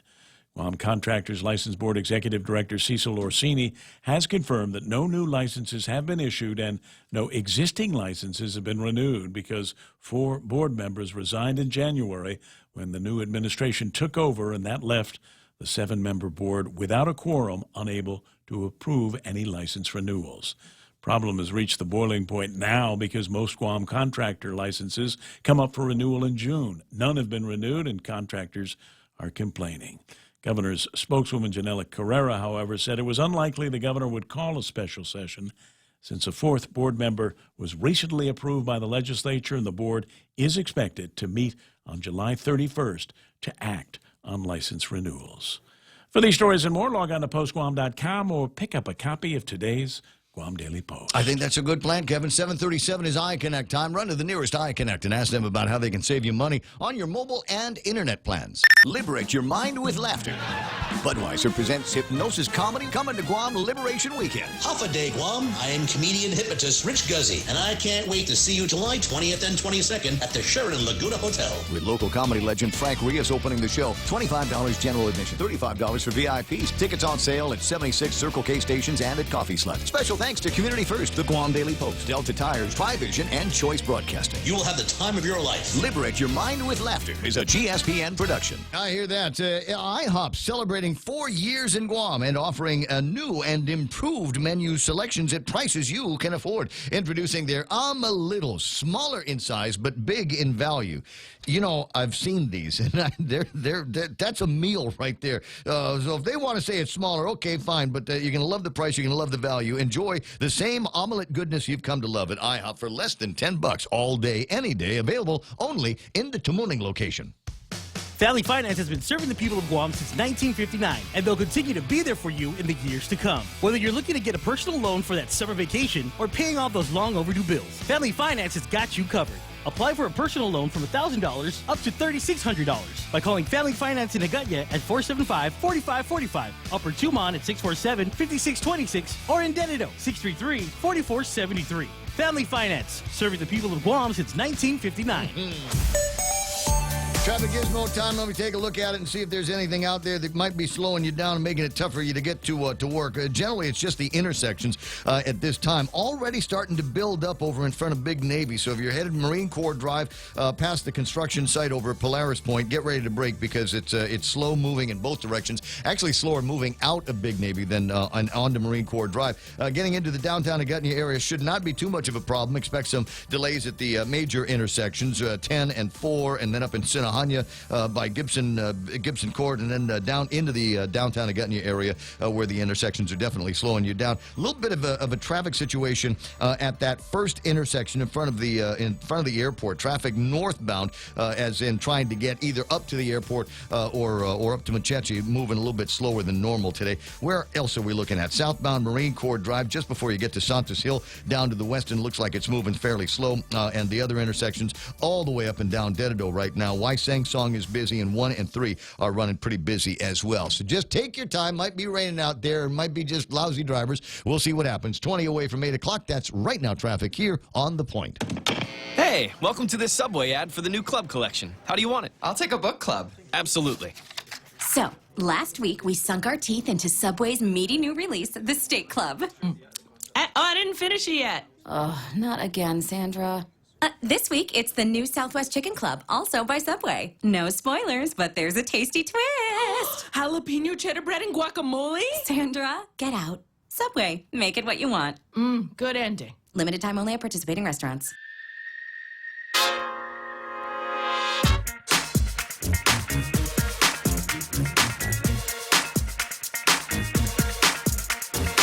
Let's see now, 19 away from 8 o'clock in the morning, and our guest is at the door, so I'm going to let Michael run out there and go and bring in our in-studio guests. So I know you're going, well, you don't always do in-studio guests in the 7 o'clock hour. When I get her in front of the camera, you'll understand why. But I've got folks on Facebook Live. I want to do good mornings to Johnny and Bobbert Tulai are on the line on Facebook Live. Nice to have you there.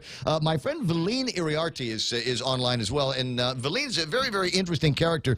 She and I have been communicating and trying to get something set up. Now, this is an issue that I've kind of got to deal with, and that is the idea that there is going to be the raid on Area 51. I'm sure that you've heard of such a thing and are going, well, that's not really going to happen. That's just some kind of weird social media, internet-y thing. But here's the thing. I think it's a fascinating conversation and one that we need to have. And what Valine wants to do is she wants to actually have our own version of the raid on Area 51. Yes, it's just an excuse for a party, but I'm kind of down with that. So maybe there might be a call for intergalactic dress-ups and intergalactic booty hop contests or whatever. It's going to be fun, but Valine is online and maybe just testing a little bit of the waters there. So I think that's going to be very, very cool. John Ray Taitano is on. Richard Leon. Joe Cruz is hanging out with us. Melissa Salas Akimoto. Rai Rai San Nicholas hanging out. Ken LG. And Ken, And thank you so much for reminding me. I could not remember the name of the bank that has now turned into what is the Carabao Brewing Company in the downtown Agutnia area. It was once upon a time American Savings, and they did some decent banking out here, and then decided to pull up and split.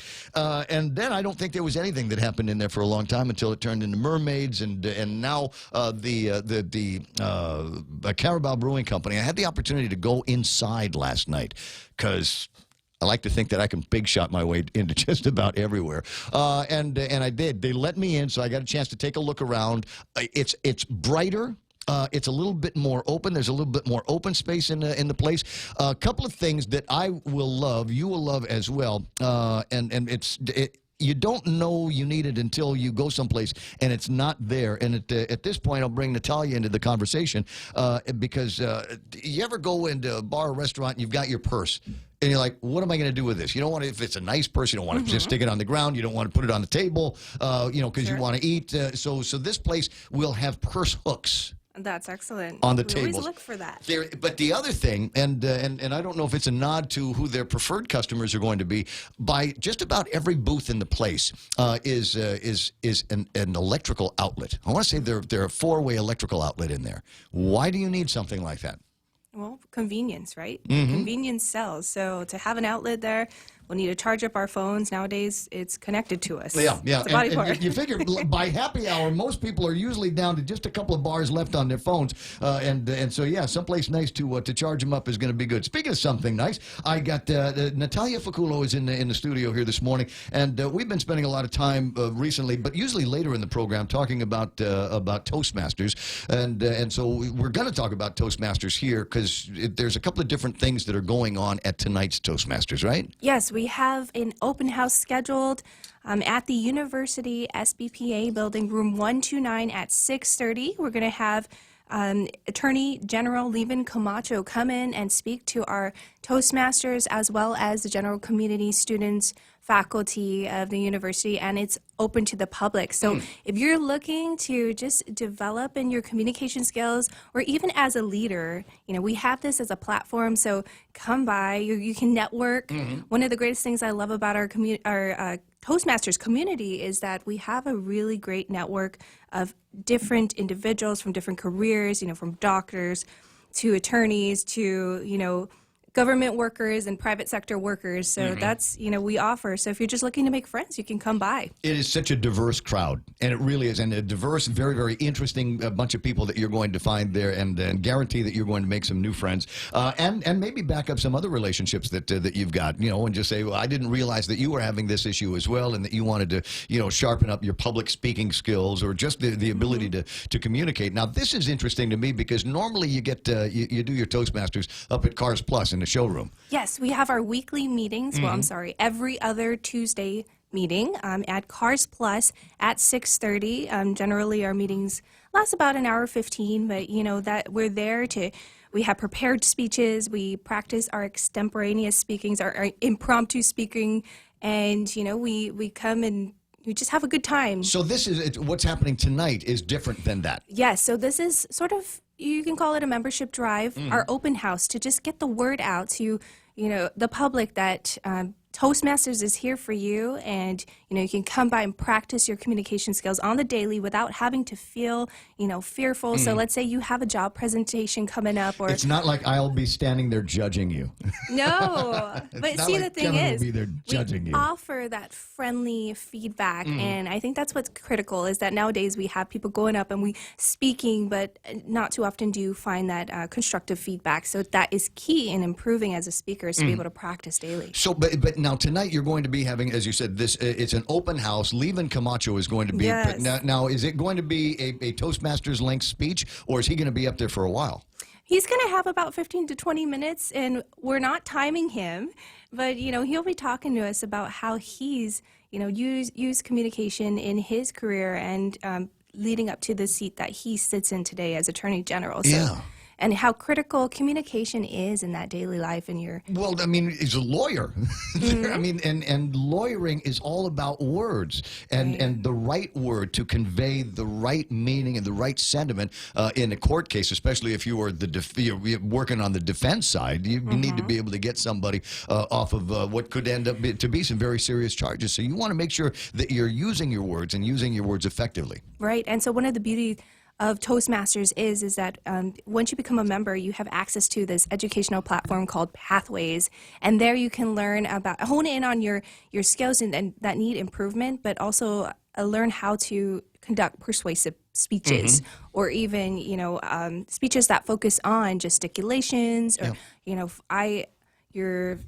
how do you even say this? Just focusing on your attention to people in the room rather than one person.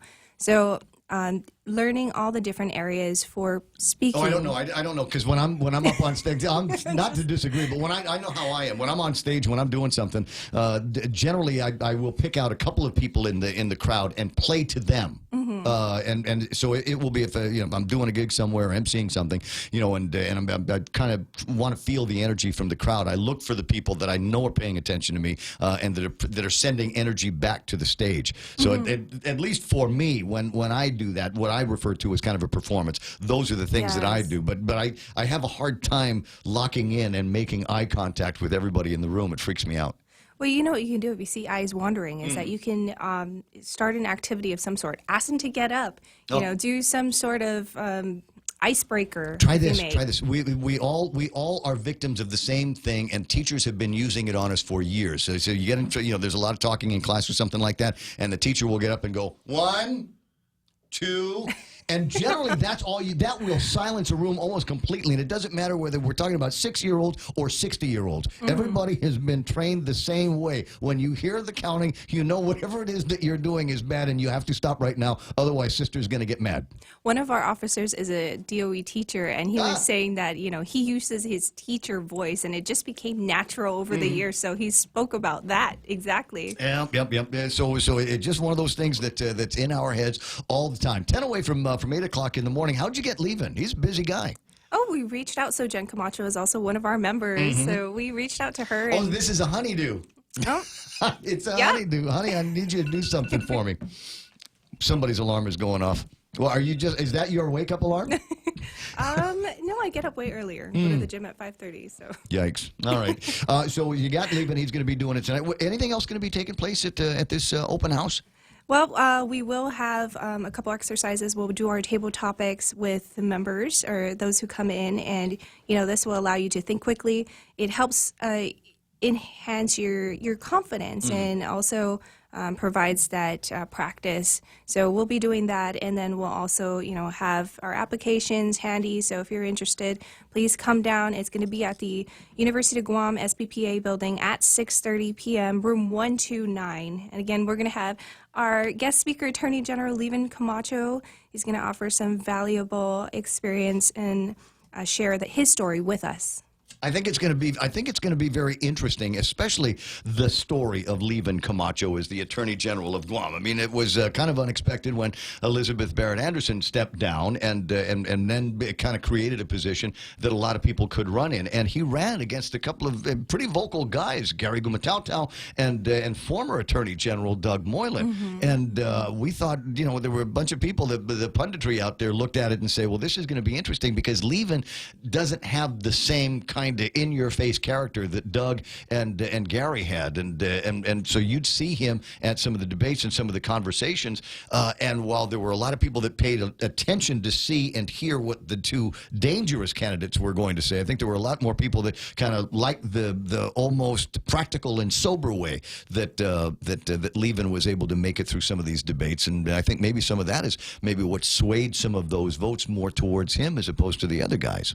One of the things I really I've observed about Levin is he's very personable, and you instantaneously have that connection, especially with the family, And so I think that's another side. Well, and his boys are he's- crazy. You know that. Yeah, They're and just a delight to be around. you know, he's Tell it to outside the- in the community. So Tell it to the AG, I think, is one of the lines around the house, and an interesting family background as well. Are you looking for other people that would make interesting speakers for your next couple of open houses? absolutely, we welcome. You know, if you have something you want to say, if you want to talk about your career, if you want to talk about how you got to where you're at right now, or talk about the hardships. You know, not too many people hear about the hardships, and that's what helps establish that connection too. So we invite you to come, you know, reach out to us, toastmastersguam@gmail.com. You can find us on Facebook and Instagram. So we are the Iina Guahan chapter of Toastmasters. on Guam. There's a whole name for it. Follow them up. They have like Yes. 5 or 6 different Facebook entities that you can participate in. Do you have a bucket list of people that you'd like to have? I mean, to show up at the open house. I'm just looking over the list of people that I've got on Facebook Live right now who I think would make great open house speakers. Okay. All right. There's Uncle Robert Underwood, who is on. He reached out to us. I reached out to him too on LinkedIn after Right. we spoke. Yeah, so hopefully we'll see him there tonight and we can persuade him to come on board. I have a former Senator Rory Respicio is online this morning and on the Facebook Live. And before we do anything else here, I want to say congratulations. I've all over Facebook this morning pictures of you and your lovely bride. Congratulations on the nuptials there, groom Rory Respicio. Troy Torres, as in cousin Troy. You know him. Yes, of course. Yeah. Don't you think that he would make an interesting open house speaker these days?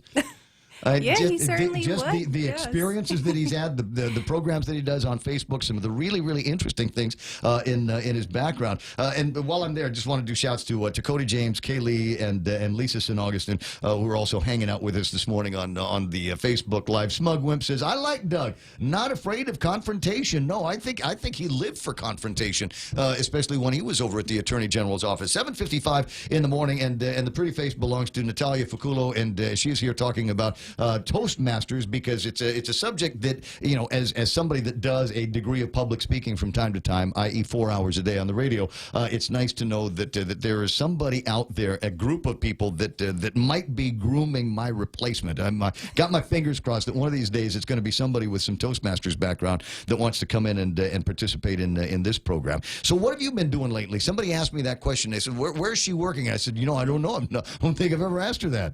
I'm over at Docomo Pacific. Okay, what you up to there?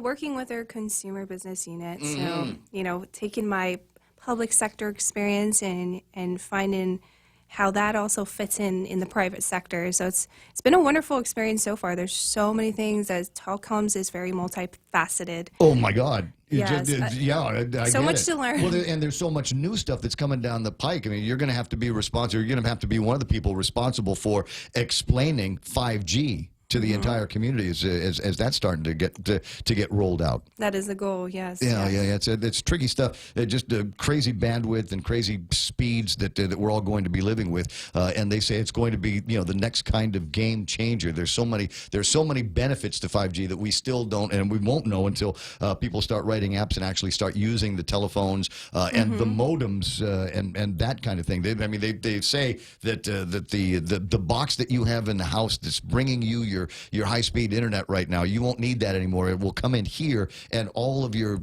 equipment will be talking back to this, back to the phone, or not. And then there's the Internet of Things and all of the other that are going to be attached to this internet thing that is going to be coming out. Any idea on when they'll be able to actually press the button on 5G and say, okay, it's here.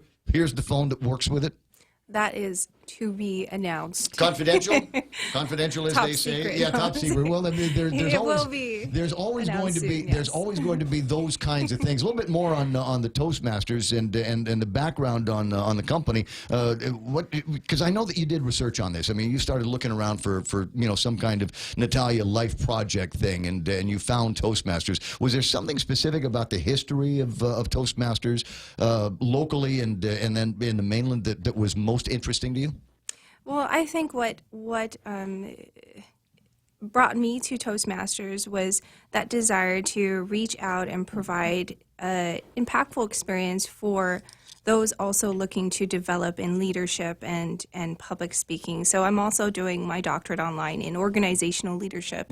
And, one of the things, or a lot of what I'm learning is about leadership theory, is well grounded in leadership theory. So what's one outlet you can reach out to people? It's certainly our communications. And if we can become effective speakers, then we'll be able to successfully convey our messages. Do you ever look at headlines and stories? There's one or two that are rolling around in my head right now where you hear the response of somebody, a politician, elected representative or something, and go, that could have been handled better. Oh, absolutely. We see that every day almost. Yeah, we get plenty of it around here at the radio station, and and so I guess the question is, how do you avoid something like that, especially when we're talking about something here on Guam where our representatives, the newsmakers, are literally a phone call away, and you never know what the question is going to be from somebody like me or a Kevin. How do you make sure that you're formulating the right ideas or the right sentiment on the fly? Is there anything in the Toastmasters that helps you with that? Well, the voice is very powerful, and to be able to use that for the good, I think is really important. But, you know your values, and to be able to stand up and say something when it calls for it, I think only you can determine that. So when you learn to become more, hone in your communication skills, then I think you won't have a problem in doing so. You'll have the confidence, and you'll be able to do so vehemently, and that's it. Yeah, but Toastmasters is not about debate. No, well, there's ways to formulate a response. There, agree, disagree. There's other methods, and that could be one if you choose to. So we have our impromptu, where you can choose the type of response to craft your message. Yes, that makes any sense. I'm saying us right now. It's all see now. That's the other thing is you will train yourself to hear yourself better and correct yourself on the fly. 7:59. Last couple of questions for you. Promise they'll be easy. What are you binge watching on Netflix and Hulu these days? Oh goodness, it was a zombie sort of show. I can't even.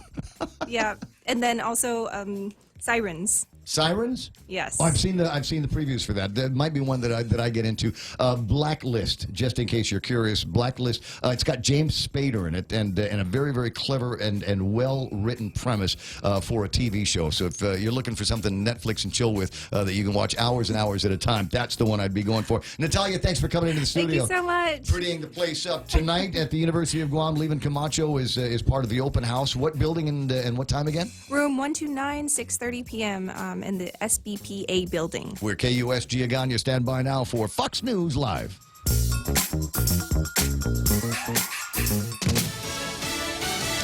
Firing back. I'm Lisa Lacera, Fox News. 4 Democratic congresswomen of color blasting President Trump for his stream of tweets that some are calling racist, where he suggested they go back to their home countries. The occupant of the White House attempts to marginalize us and to silence us. Please know that we are more than 4 people. Representative Ayanna Pressley of Massachusetts. It is time for us to stop allowing this president to make a mockery out of our Constitution.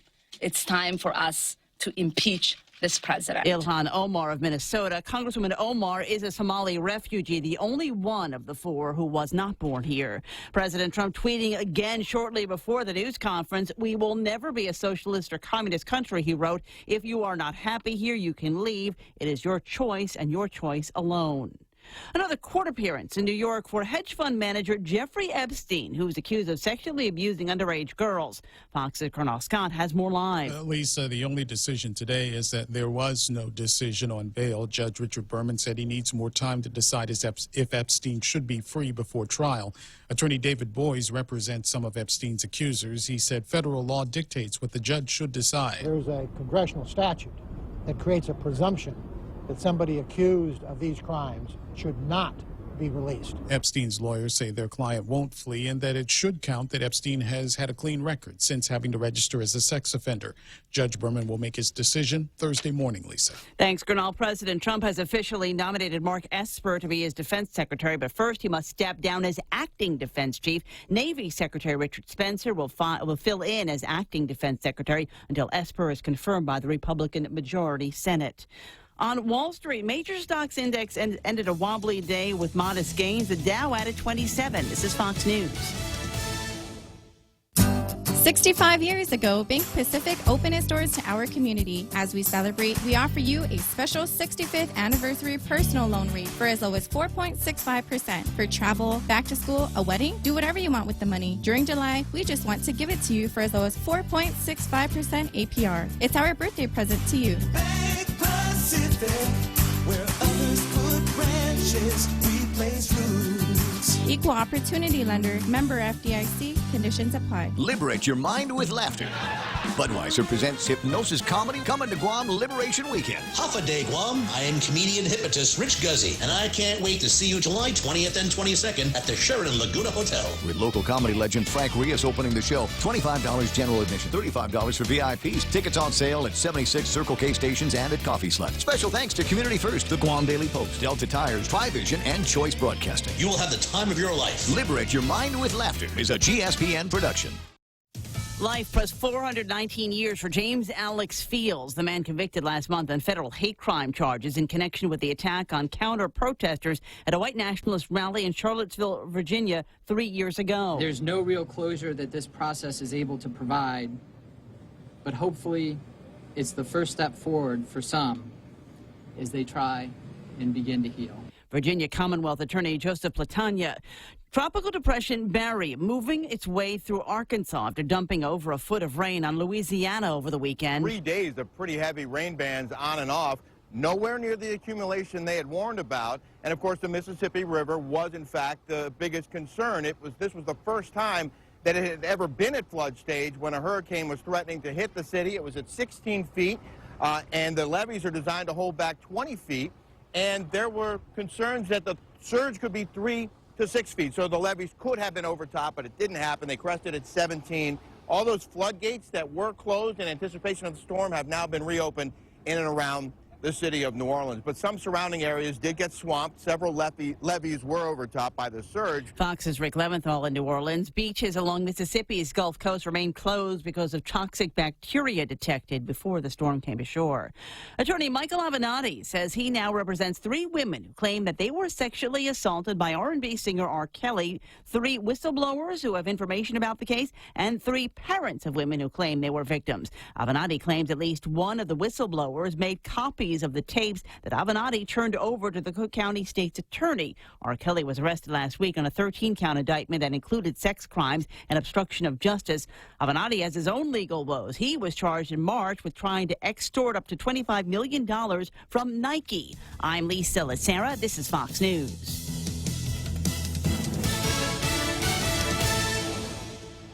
We know too well the inconvenience of not having power after a storm. You worry about the food in the freezer going bad. Nights get hot. It's hard finding comfort when going to sleep.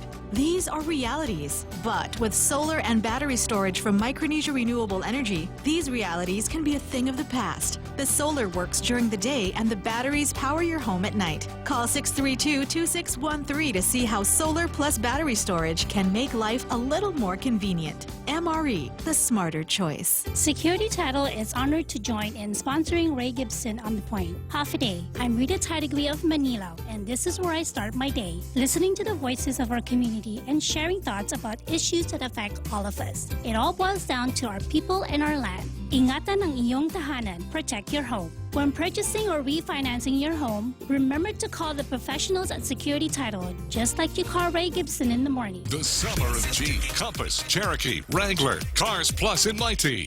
Your new adventure starts now. Buy the 2019 Motor Trend SUV of the year and get a new Jeep Wrangler Sport for $268 per paycheck. Or get a new Jeep Compass Sport, only $167 per paycheck. Let them hear you coming in the new 2019 Jeep Cherokee. Buy for $205 per paycheck. And get financing as low as 1% 1.99% on all Jeep models. Come see why you'll be kicking it at Cars Plus in Mighty. Driven by you.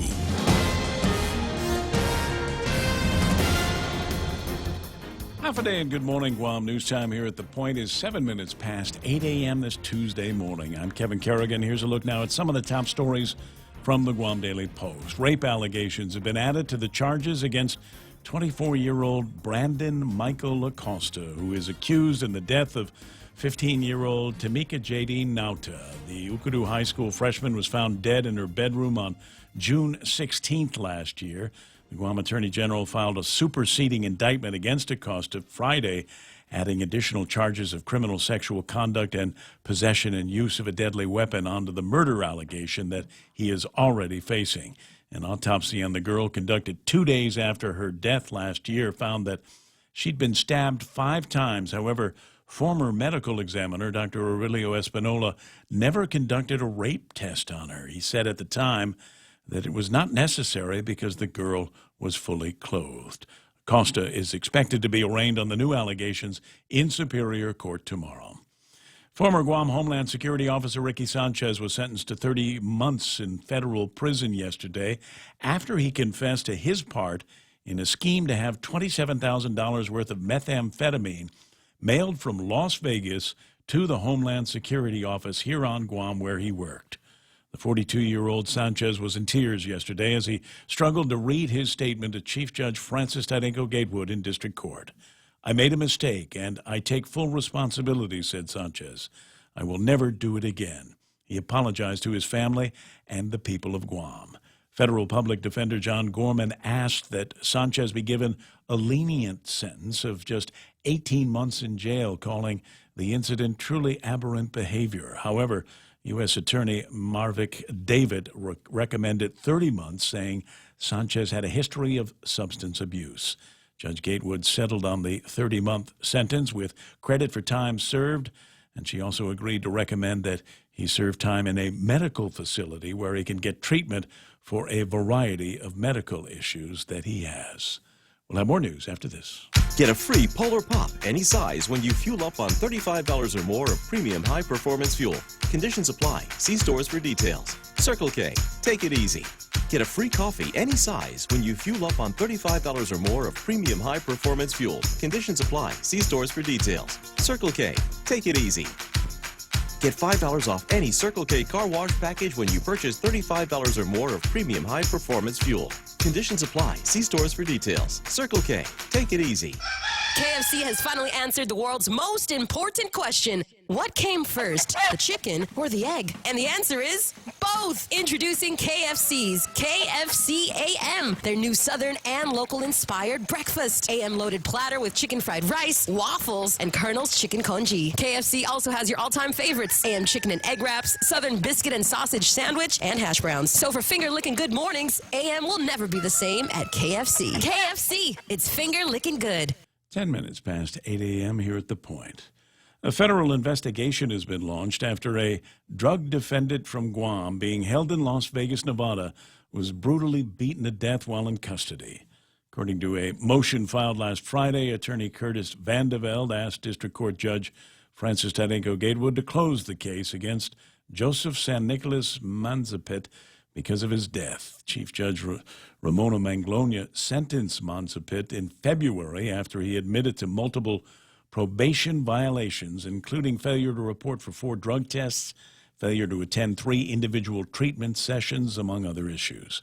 In his motion, Vandeveld wrote that the sentence imposed on the defendant cannot now be completed and the further supervised release because of defendant's violent death.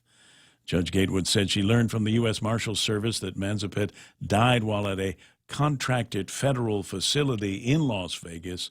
No other details about the case have been released as of this time. 25-year-old John Alton is facing allegations of aggravated assault and reckless conduct in connection with a disturbance along Santa Anita Street in Chico on Sunday. According to the magistrate complaint, Alton was seen walking down the street, swinging a machete with one hand and holding what appeared to be a beer bottle in the other hand while yelling. One witness said Alton struck his vehicle with a machete. Others said Alton threw the beer bottle towards a group of people at a nearby residence. According to the complaint, when officers spoke to Alton, he told them he'd been drinking from 8 a.m. to noon that day, and he was angry over an argument he had with another person. Alton is on pretrial release for family violence. One of the conditions of his release was not to consume any alcoholic beverages. For these stories and more, log on to postguam.com or pick up a copy of today's Guam Daily Post. Ray and Mike now with some weather. You mean they told him not to consume any alcohol, and yet he did from 8 in the morning until noon that day consume alcohol, even though the court told him not to? How is that possible? The clear instructions from the court: must not possess or consume any alcoholic beverages, and he must obey all of the laws on Guam. I'm pretty sure yelling at the top of your lung, throwing empty beer bottles at people, and smacking cars with the machetes would be against certain laws of Guam. I'm just astounded and just absolutely horrified that he still was able to break the law and disobey Magistrate Judge John Kwan. You know, outsiders would read the newspapers from Guam and think that's just a recreational activity. What kind of fun is this? And I've had family violence before, and they let him out, and the guy forgot to stop sinning. All right, mostly cloudy skies, scattered showers, isolated thunderstorms in today's forecast. Let me tell you about west winds 10 miles an hour or so today. Could be some thunderstorms, as I said. Highs around 87 degrees. Overnight lows, what have we got for you? 79 degrees is where it's going to end up being low at. Sunset at 6:52. We watch the sunrise come up tomorrow morning around 6:01-ish. Note here, there's because of this monsoon trough that apparently kind of blew itself out. It did have an effect on Guam, or is currently having an effect on Guam. There's a high surf advisory until 6 o'clock on south and west facing reefs, and a high risk of rip currents in those south and west facing reefs as well. From the Weather Center, here's Duke Skytalker with his interpretation, his riffette on the radar. Yeah, and the reason for the wave and the surf action warnings is we've had a pretty steady southwest fetch of wind over the past couple of days, and it's piling the water up and making things a little rough out there. Looking at radar right now, we see some showers and embedded thunderstorms approaching from the east and southeast. Another bigger mass that moved across overnight, that's pulling away. And from what I can see, and we'll go to satellite here in just a moment, this may be the last gasp for this particular system as things start to pull away. Here is the satellite here. You can see the pointer on Guam. Yeah. And most of the activity is now to our west, and so it looks a little bit better off to the east. We're not out of the woods, of course. We will have some more scattered showers and thunderstorms later on today, but after today and tonight, things should clear out just a little bit. Now, they are saying there's a possibility of some more action by Thursday. The reason for that is, and I can't really display that to you here because we're not in motion on this satellite picture, but up in the top right part of the page, you see this kind of swirly looking thing. That's an upper level low that might move in and kind of enhance our chances for thunderstorms and some showers by Thursday. They're not real sure about that, though, so they just said, for now, let's just call it isolated. That's also the forecast now, at least, for the Liberation Day festivities. So I'm it's going to looking have like an umbrella and a clean shirt just in case. Always, yeah, always bring that, yeah, just in case. 8:14, that's news and weather together from the Weather Center and from our South Pacific Games headquarters. Blake Watson is coming up next, and we'll pretend to talk about sports here on The Point. Let's go for a drive. Let's take a stroll. Let's gallivant. Let's go cruising. We all have different ways to describe how we get up and go in our cars. But whatever you may call it, you can do more of it when you save 6% off your fuel purchases at any Shell station when you use your eligible Bank of Guam Visa and MasterCard credit cards. So stop by any Guam or CNMI Shell station and start saving today. Visit bankofguam.com for more information. Terms and conditions apply. Bank of Guam, the People's Bank. Member FDIC.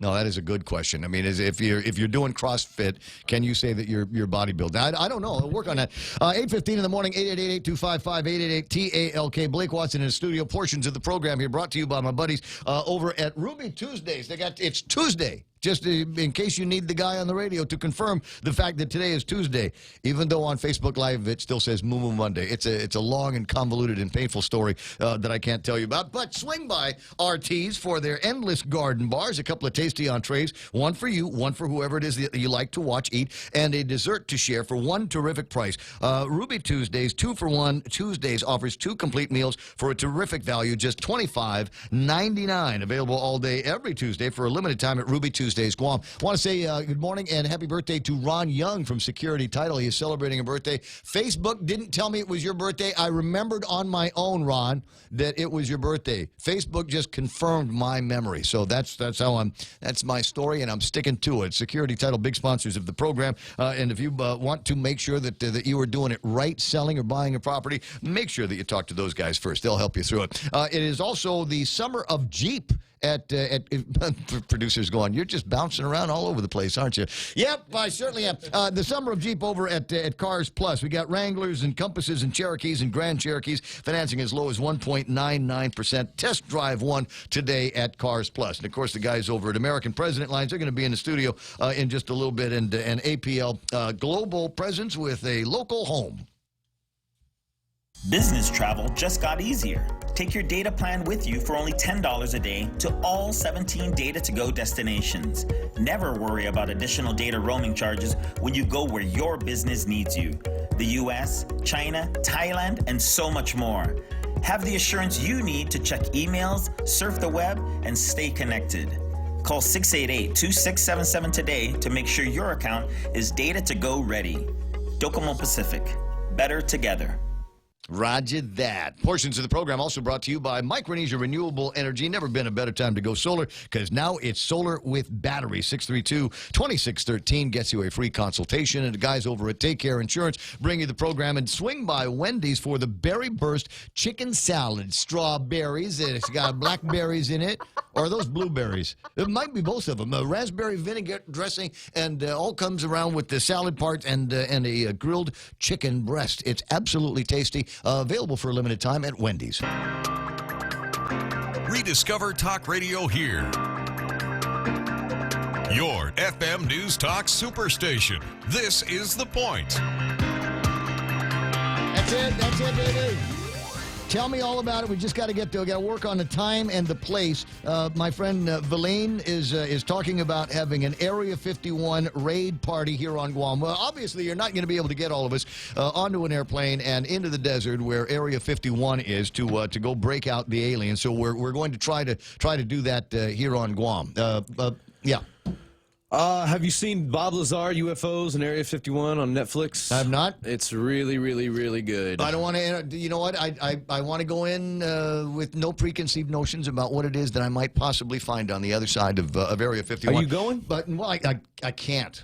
I don't think I can. So this Bob Lazar guy. Because the red ball is like around that same time frame. This thing is supposed to be the 20th, and the red ball is the 21st. And I don't know if I would have enough time. Well, and Bob Lazar's been around for a long time. You know, obviously, I mean, if you watch the documentary, he's been. I mean, it shows the origin. I think was it '89 when he first came into the public eye. Late '80s, somewhere around there. '80s. Yeah, late '80s, somewhere around there. I know that they actually the interview is dated '89, where they actually sit down and in-depthly talk to him. But anyway, I said all that to say he doesn't want any of you to go to Area 51. Mm-hmm. No, it's really not a good idea. He's saying the last couple of people that tried to do what all these people are going to do, they were kind of disappeared in the desert. No. Yeah. Get out of here. Yeah. You think there's going to be just like taken away by aliens? A couple of 100,000 or shot and buried in a shallow grave out there in the Vegas desert. But hey, all I'm saying is, and I get it. And I get it. You think there's strength in numbers, yeah, but you don't know what kind of technology. But if you're Naruto running, the bullets can't hit you. You know who else Naruto runs? Who's that? The Ninja Turtles. I was watching on Hulu the 2012 Nickelodeon version, because there's tons of versions out there.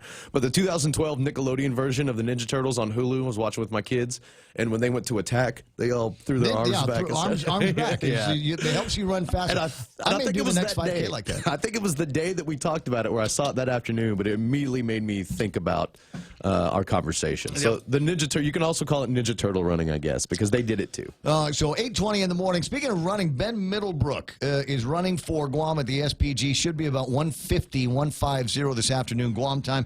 You should be able to watch video of it at their website. Let me see if I can. It's Samoa 2019 .ws. .ws, and then go keep searching for games and athletics, and we should be able to watch Ben run for Guam. Ben's a fast kid. He's one of those fast Middlebrook kids. So I'm kind of looking forward to him being able to go out there and really show his stuff. Light, lanky, and generally knows what he's doing when he's running short distances, long distances as well. We've got some other stuff from the Pacific Games. We did talk about how they finished pool play 2-1. They beat Tahiti. That's when Destiny Castro, yesterday we talked about it, she helped her team with 24 points. So that put them into the next round of play, the quarterfinals, where they were facing off against Cook Islands. This happened about yesterday afternoon, evening, not quite sure. But anyway, since we've gotten off the air. And the Cook Islands, Guam edges them out. Ray, 67-66. The Guam ladies advance to the semifinals. They will face off against Fiji. Destiny Castro had another big game. She chips in 22 points. Joylyn Pangilinan added 16. And the women move on. So we could have a gold, Ray. Not trying to jinx anybody Just elsewhere. one. Yeah, well, the guys are still playing. The guys are dominating. So, I feel still pretty good about my prediction there that they'll get the gold. But the women, like I said, it's not bad. They've had some close calls. Absolutely. I've seen a couple of pictures of Camden Camacho and his work in New Caledonia, and then Mason and I want to say Michelle are going to be playing doubles a little bit later on. So it looks like they're back on track. Yeah. Let's see here. Like you said, Camden, by the way, a lefty. So I wonder if that gives him a nice little advantage. But he won his second round match, like you said, straight sets to New Caledonia's William Bouchard. And then, he, like you, what did you say? Mason and Michelle are going to play today. Yeah. Yeah, that's where we're going. Scheduled later this afternoon, I guess, is what it says. Okay, there any big headline sports out there that we got to talk about? Otherwise, Renee's going to give me a hard time and say, you completely missed so-and-so from such-and-such team. A lot of the training camps will open up tomorrow. For football, that's what he's talking about. Yeah, for the NFL. NFL. Rookies will be reporting. So we're close. And also, did you see the? I mean, I'm sure it's on Renee's radar. Procter and Gamble. Did you see how they made news? No. What happened? So Procter and Gamble, they are they're going to support the U.S. women's national soccer team. As they will donate close to $529,000 to U.S. women's soccer to help close the pay gap. The company supports. They are a sponsor of the team anyway. Says it will. That's not going to make any difference. Says it will donate $529,000, $23,000 for each of the 23 players on the U.S. team to help close the pay gap. The sponsor took out a full-page ad printed in the New York Times over the weekend, urging the U.S. Soccer Federation to quote be on the right side of history. So. But if they spend all their money on salaries and keep putting people in arenas and facilities that they're not selling out, eventually there won't be a women's soccer program. They'll run out of money. Yeah. It's a business deal. It is a business deal, and they're also embroiled in a lawsuit. Whereas the USWNT, the U.S. Women's National Team, sued the U.S. Soccer Federation for alleged gender discrimination. The suit claims the federation pays the women less than members of the men's national team. But a lot of people will tell you that's because 1 billion people watched this year's Women's World Cup. Last year's Men's World Cup, 3.6 billion people. Even Ronda Rousey. I mean, I thought I saw something on Facebook or Twitter yesterday where Ronda Rousey comes out. She's a big, mixed martial arts woman competitor. Was. And capable of selling out her arenas and her stadiums. And I don't know that there was a pay gap for her and some of the other top guys. I think that was because I think with fighters, because it's individual, you can kind of do that. And even like if Megan Rapinoe. Well, I mean, but so more than to the point that all these cases are different, and there's a lot of of factors that go into athlete compensation. But it's a very interesting circumstance because it's a team sport, A, and it's a national team, B. You know, so I mean, Megan Rapinoe could get it's more like in her women's professional soccer league that she plays in, where she is an individual on a team, kind of like a LeBron James. Yep. She can kind of leverage for a little bit more individual salary. But here, it's, you know, I don't know if it's a losing battle. I mean, I get her point that, you know, the women should be paid more, but I think the argument against that is always going to be people are always going to throw in TV numbers, endorsements, revenue, and all that. And though the U.S. men's national team isn't that good, globally, the men's sport is much more brings in much more revenue than the women's. Right. So and that at the end of the day is that. And I think that's the stark contrast. The where they are. That's the stark contrast with our women's team. They are so good. Our men's team isn't, but yet the fact still remains that men's soccer in general is still numbers wise and sponsorship wise smashes the women's league. Yeah, one thing that bears this out is the fact that I believe men get 8 or 9%. And women actually get 13%. So they get more, it's just less. It's just less. Yeah, it's a bigger slice of a smaller pie. Right. Okay. Simple. Makes sense, simple mathematics. Anyway, 8:26 in the morning. Anything else going on in the world of sports that we need to know about? There actually is. I wanted to follow up a little bit of this. Let's see here. Just as a ongoing current sport in the Pacific Games, Guam volleyball, they bounced back in a strong way after against the Solomon Islands. The men's team won 25-18, 25-19. They dropped the middle set 18-25 and then win the fourth and the match 25-22. The women's team, meanwhile, they handle their business against the Solomon Island ladies. They win in 4 sets. So both of our Guam men's and women's volleyball teams will be advancing in the Pacific Game play. All right, and here we have an interesting story. At least I always thought it was interesting. And I want you to try, as I tell you the story here, I want you to try to imagine where this story takes place. Okay. Could be here. Could be somewhere. And can I pick before you go in? Yeah. Florida. No. Not Florida. Okay. All right. Driver charged after allegedly using a case of beer as a child's booster seat. I'm pretty sure this is in Texas. I'm pretty sure that happened to me when I was driving through the... I can definitely tell you that happened to me. Yeah, that happened to me for sure in Ellis County, Texas. I guarantee you. Police have charged the driver after they spotted a child seated on a case of beer which was being used as a substitute for a booster seat. 2-year-old child wasn't injured. 22-year-old driver has been charged with failing to ensure that the toddler is properly secured. The question is, where did this take place? Florida. So Florida, not Texas. Florida and Texas are out. I don't know. It could have been anywhere. Kentucky, California. They'll blow your mind when you hear this. Ontario, Canada. Really? Yes. Really? They got hillbillies in Ontario. Isn't that where Letterkenny is? Letterkenny's supposed to be like around Ontario. Well, if you've ever seen if you've ever seen Big Daddy, you know that Canadian beer is just like moonshine. So maybe he had one and it was just affected him a little differently. What kind of beer was it? And I Molson. It was Molson for sure. Somewhere around here, there is somebody going, "Hey, that's not a bad idea."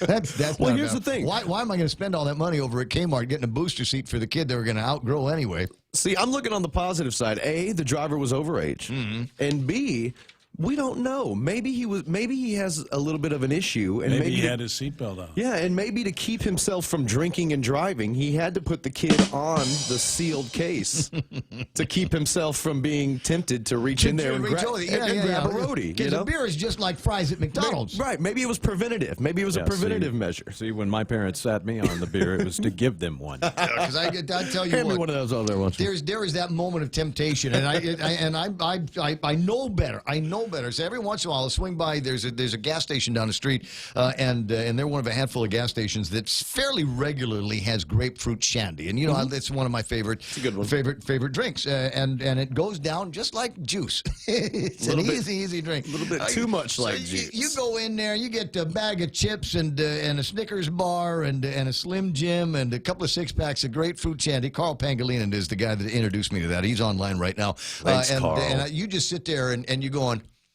I really should be able to. I want to eat the chips and drink one of these on the way home. On the way home? And it just is just that one moment of temptation there. And 20 years ago, you could have.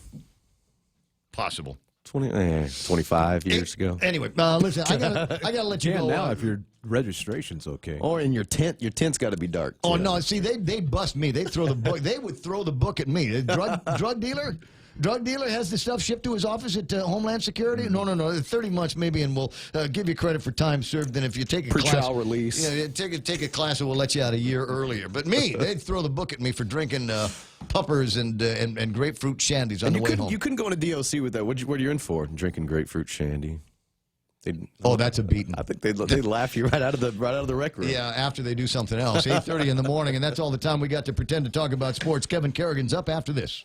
Mescla Chamorro Fusion Bistro brings you island hospitality with a true taste of modern Chamorro cuisine. A bistro look that feels like home. Their menu features local and traditional flavors with a twist. From their famous Calaguan Hapa to fresh ahi poke salad and their award-winning barbecue ribs. Mescla takes your favorite local dishes and serves them with extra flair that you'll only find at Mescla Chamorro Fusion Bistro. Stop by their newest location in the Grand Plaza Hotel in Tumon. For reservations, call 969-2652. Mescla, a true taste of Guam. I got you. It's 8:31 and time for we got to move fast. We got to do the laser fast ninja dust headlines from the Guam Daily Post. Here's Kevin Kerrigan.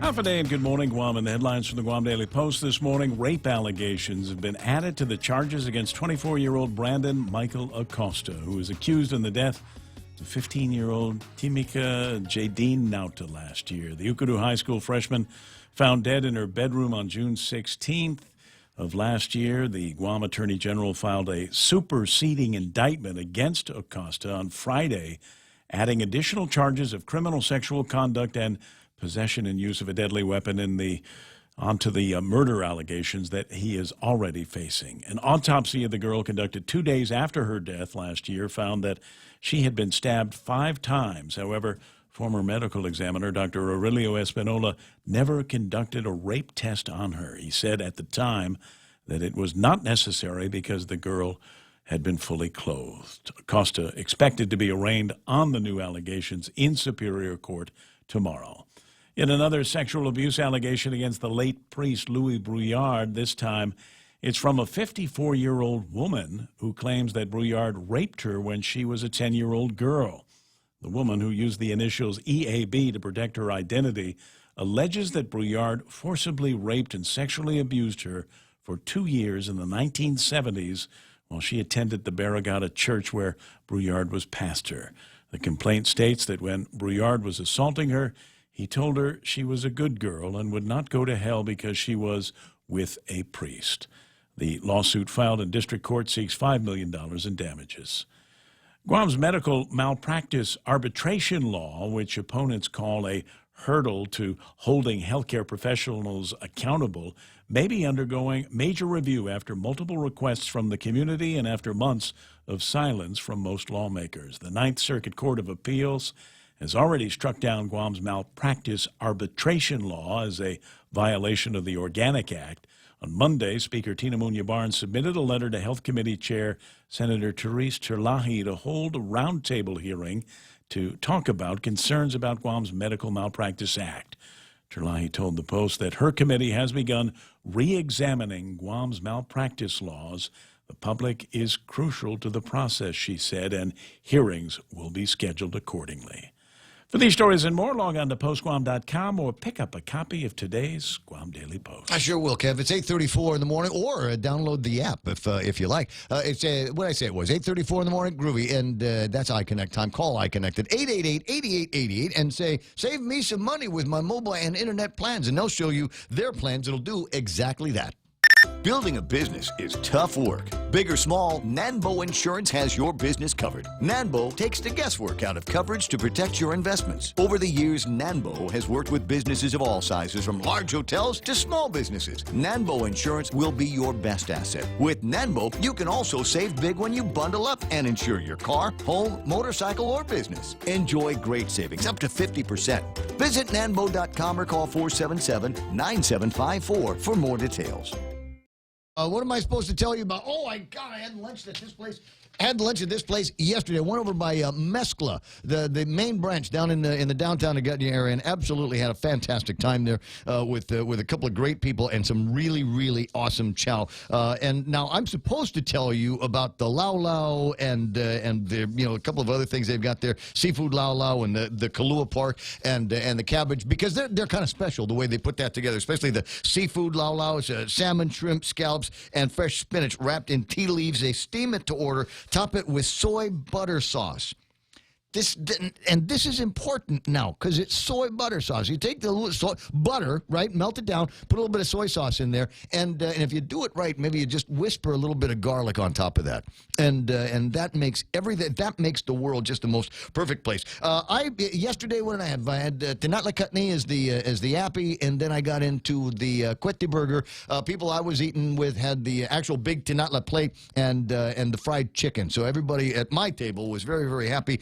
At Mescla. They've got a couple of locations. Again, they got the big downtown Agutya main branch, and they opened up a new one at the Grand Plaza Hotel in Tumon. We recommend reservations 969-2652.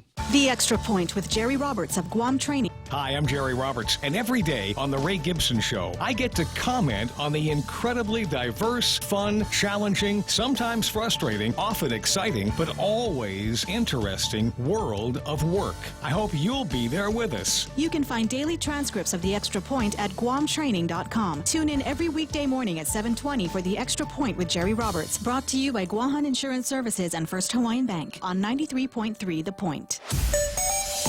Will there be grapefruit shandies, I wonder?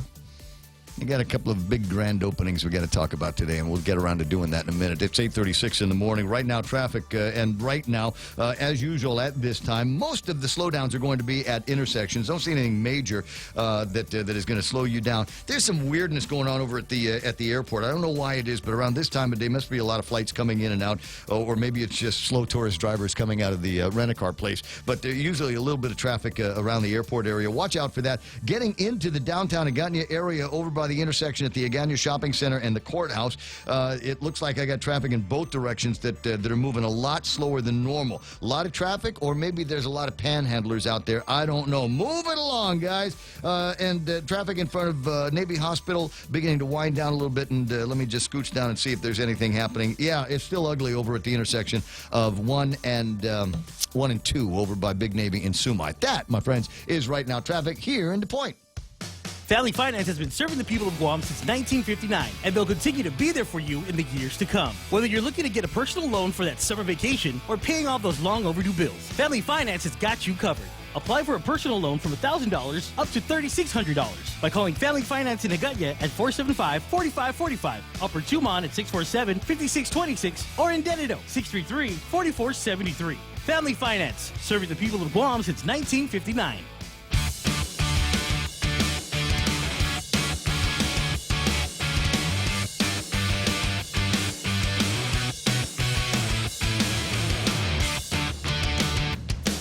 Running late, Yoich. You're supposed to be on the radio with me about 6 o'clock. I'm home all day, usually wake up late in the morning. This is why sometimes I miss the show. Listen, if you missed the show, unlike the way we used to do radio back 100 years ago, where the words left my mouth and the only way that you were going to catch up to them is go faster than the speed of light and wait on a distant planet to catch it there. But with technology the way it is now, you can watch this program again in its entirety on Facebook Live. We go to video on demand after the show ends at 10 o'clock. I upload a higher quality version of the program. And when I say higher quality, I don't mean better audio or video. I mean I do a much better show.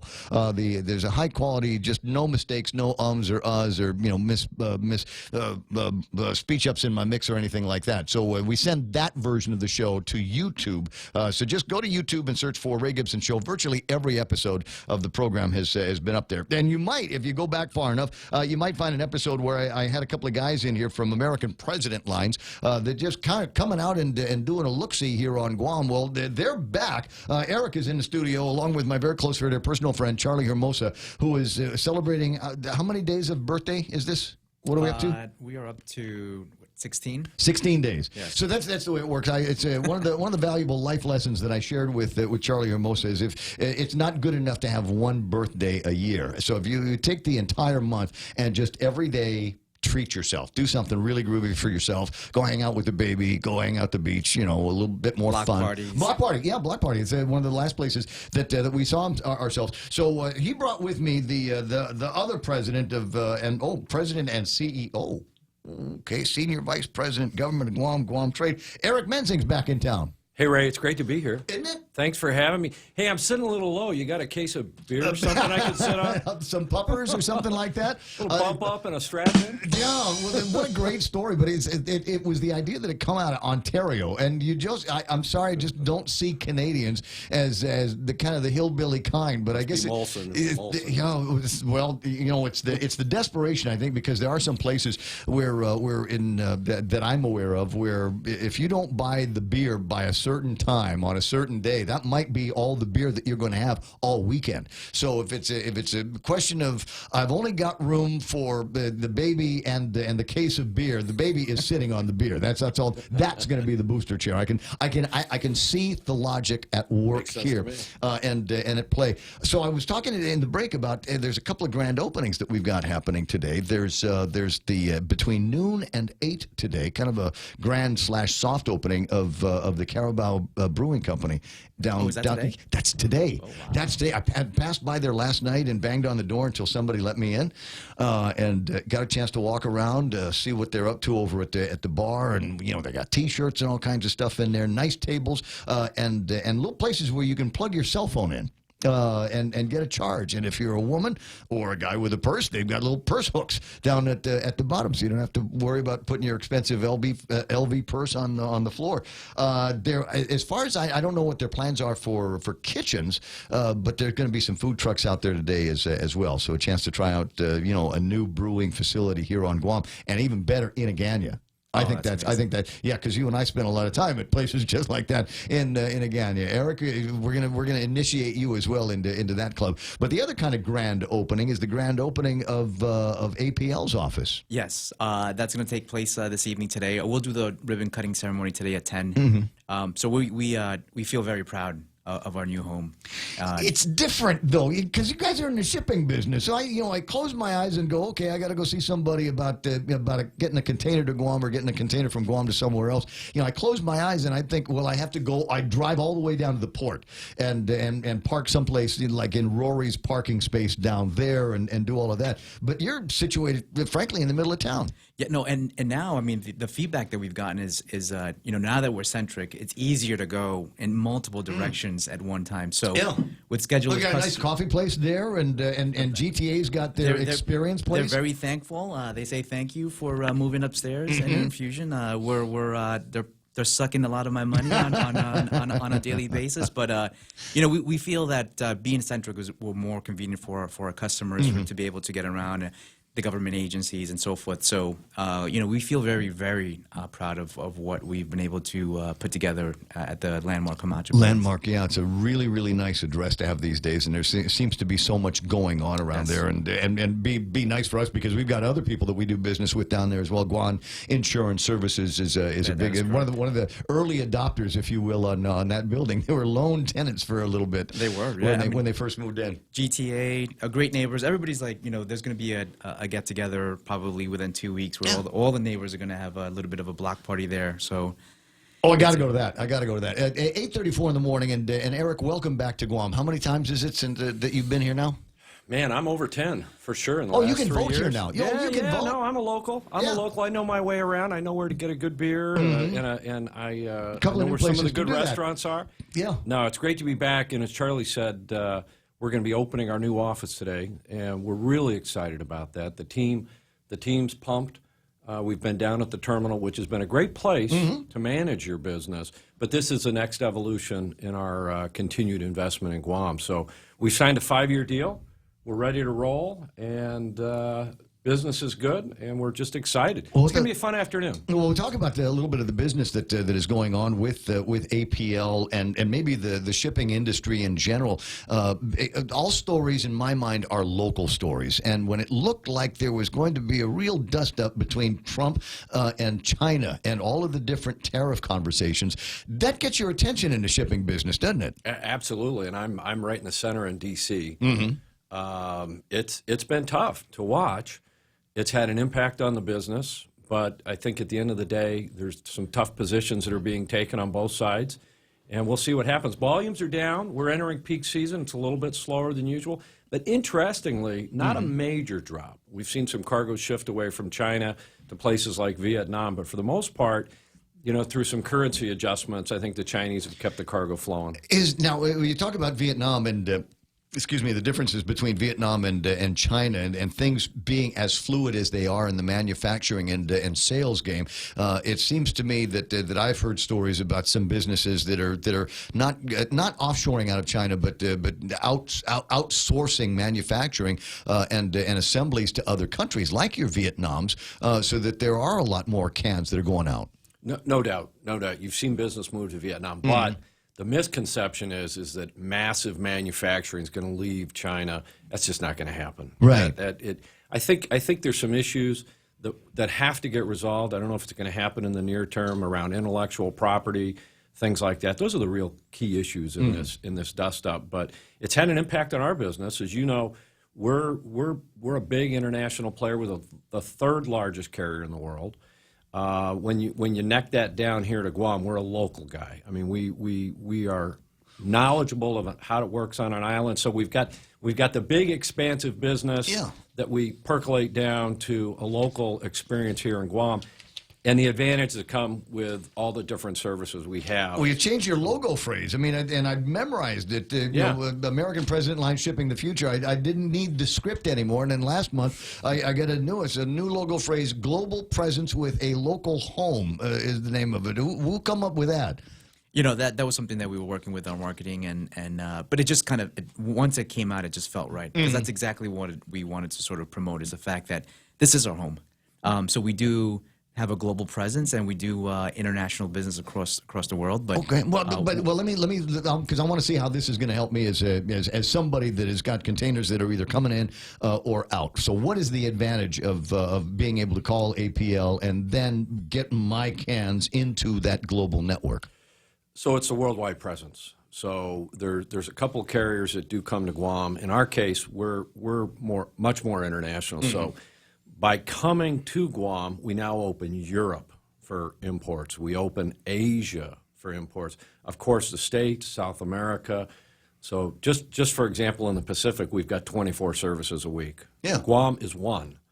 And we've got services throughout the world that from anywhere in the world, we can get cargo to Guam. So it opens it up. So everything doesn't have to go through the States. And that's exciting. But yet we recognize when we then arrive in Guam, we're on an island nation. We've got to make sure that we're part of the local community, that we're hiring local people, and that we're involved. And that's where I think the phrase comes from. In my mind, am I doing it right in my head? I mean, do you guys look at containers the same way that Amazon might look at a box and say, all right, we just need to get this from this place to that place. It might need to go through a couple of different centers and then might need to go from one ship to another. But otherwise, it's the same thing, only it's bigger and it's made of aluminum. It's interesting. I tell people, give us your container anywhere in the world, inland, port, whatever. We just pour it in the system. We just pour it in, and the network spits it out the other end. It's not automated, but it's really well controlled.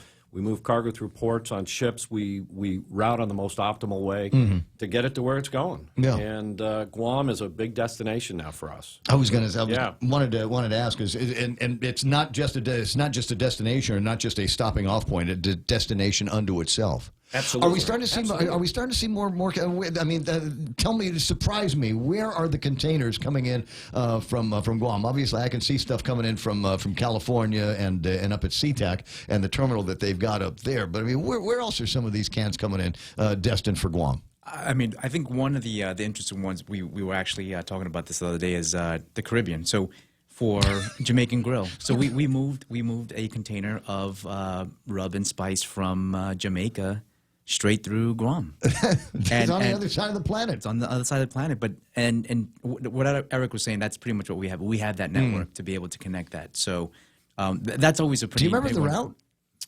It goes through so Jamaica through the canal, Mhm. and then kind of makes its way up to Asia. It connects with our GSX service down from Japan and into Guam. Well, most of the cargo's from the States, Yeah. but you're getting Danish hams. I mean, you're getting stuff from all over the world. But 3/4 of the business coming here is from the States. The rest is Asia, Europe, and other places. A lot of competition in the game. Yeah. Yes. I mean, not just good thing. Well, competition. I don't know. I always hated competition. I like to be the big guy in the market. Wanna pay more? No. Well, I mean, there's a lot that gets factored into the cost of goods around here. You know, we're looking at a measure that went out at the legislature, and Jimmy Moylan was trying to do something to get some redefinitions that would have made it less expensive to move goods out of the port and get them into the wholesale stream here. So that is an interesting part of it. But as you say, competition is pretty fierce around here. And my understanding is that you guys are still in a lawsuit. There is, and I can't get too much into the details, but there's a few things. So one, when we started our service back in 2016, our competition did a petition, an administrative appeal with the Secretary of Transportation, denied. Since then, they filed a lawsuit in the appellate court in D.C., removed for venue, and the lawsuit is against the Department of Transportation and the Maritime Administration.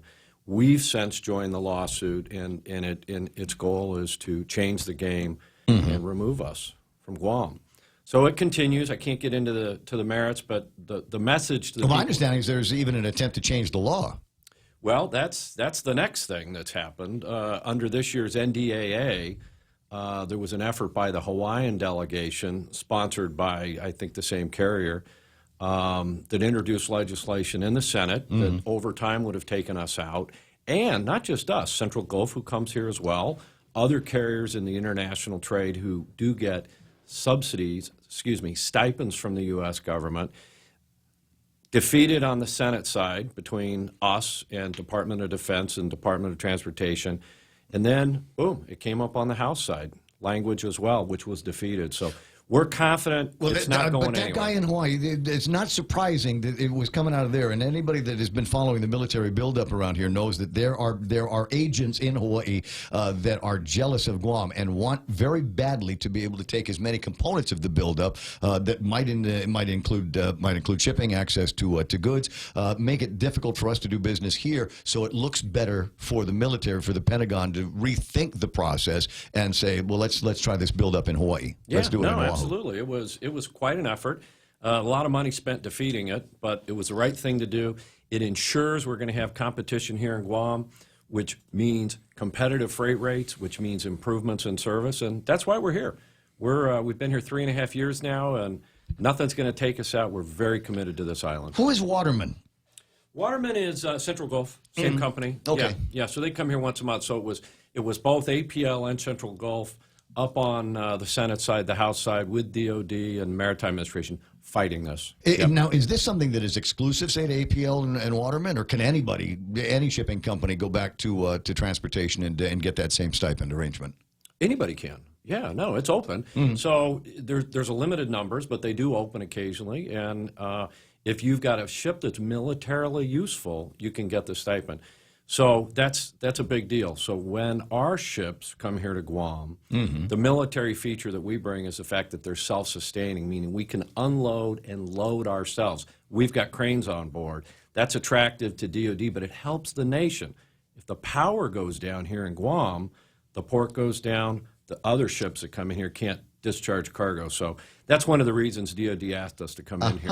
Yeah. All right. So it's very interesting. Yeah, but a lot of people think maybe that's the loophole that saves us from the detriments of the Jones Act.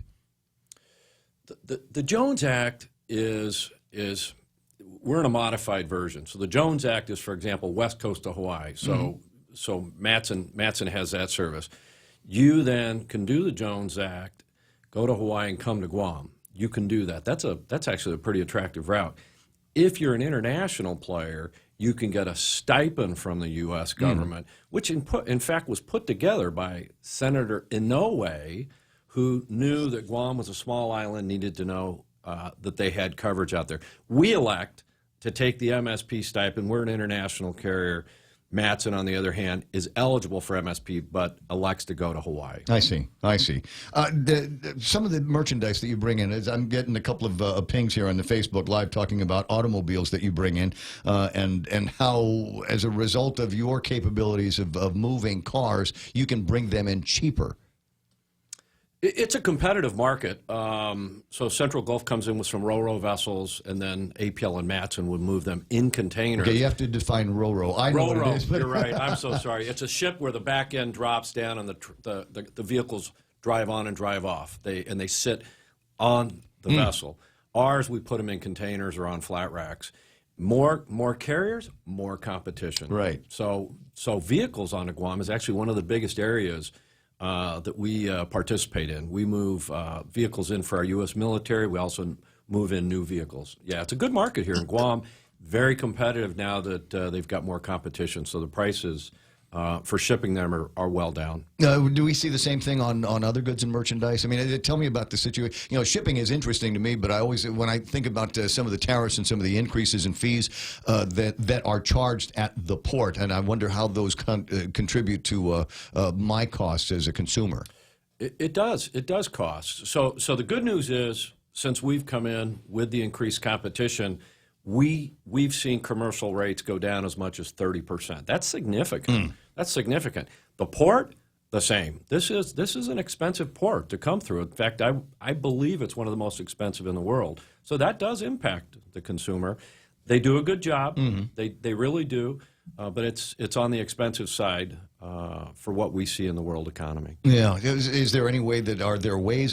Can you work with the administration over at the port? I mean, they got a new guy there now, and I don't know if you guys have been able to strike any interesting conversations with Rory and the way that maybe the port users can get a break and then pass that along to the wholesalers and everybody on the transportation side, on the shore side of it. Yeah, I mean, we've had very good discussions. I mean, not only myself, but all the port users, specifically on technology. You know, how do we continue to implement, the technology advancements that are out there for the terminal management? So that's one of the things that we're working with Rory with. But it sounds like a misnomer, because you think about the shipping business. There's been a shipping business since we figured out that wood floats, right? And we might be able to carry this from over there. This is a very, very old school business. And yes. To what degree do you use the technology, and how do you use it once you're curbside over at the port?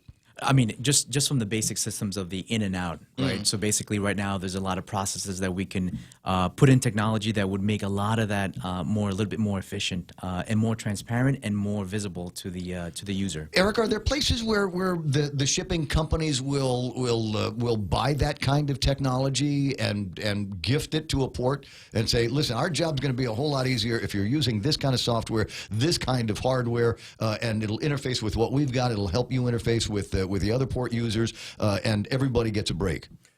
There definitely are, and we're in the port user group here, so Charlie and others are always giving advice. But the port here does a good job. We view them as a partner, but there's always ideas that should go back and forth. How can we do better by them, better stow? And how can they do better by us? There's a continuous back and forth. Absolutely. Continuous conversation. Yeah. What's the next big deal there? We're talking about technology here. What's the next big deal? What do you guys look at in the corporate headquarters and you say, that's awesome, we need to get that for our guys?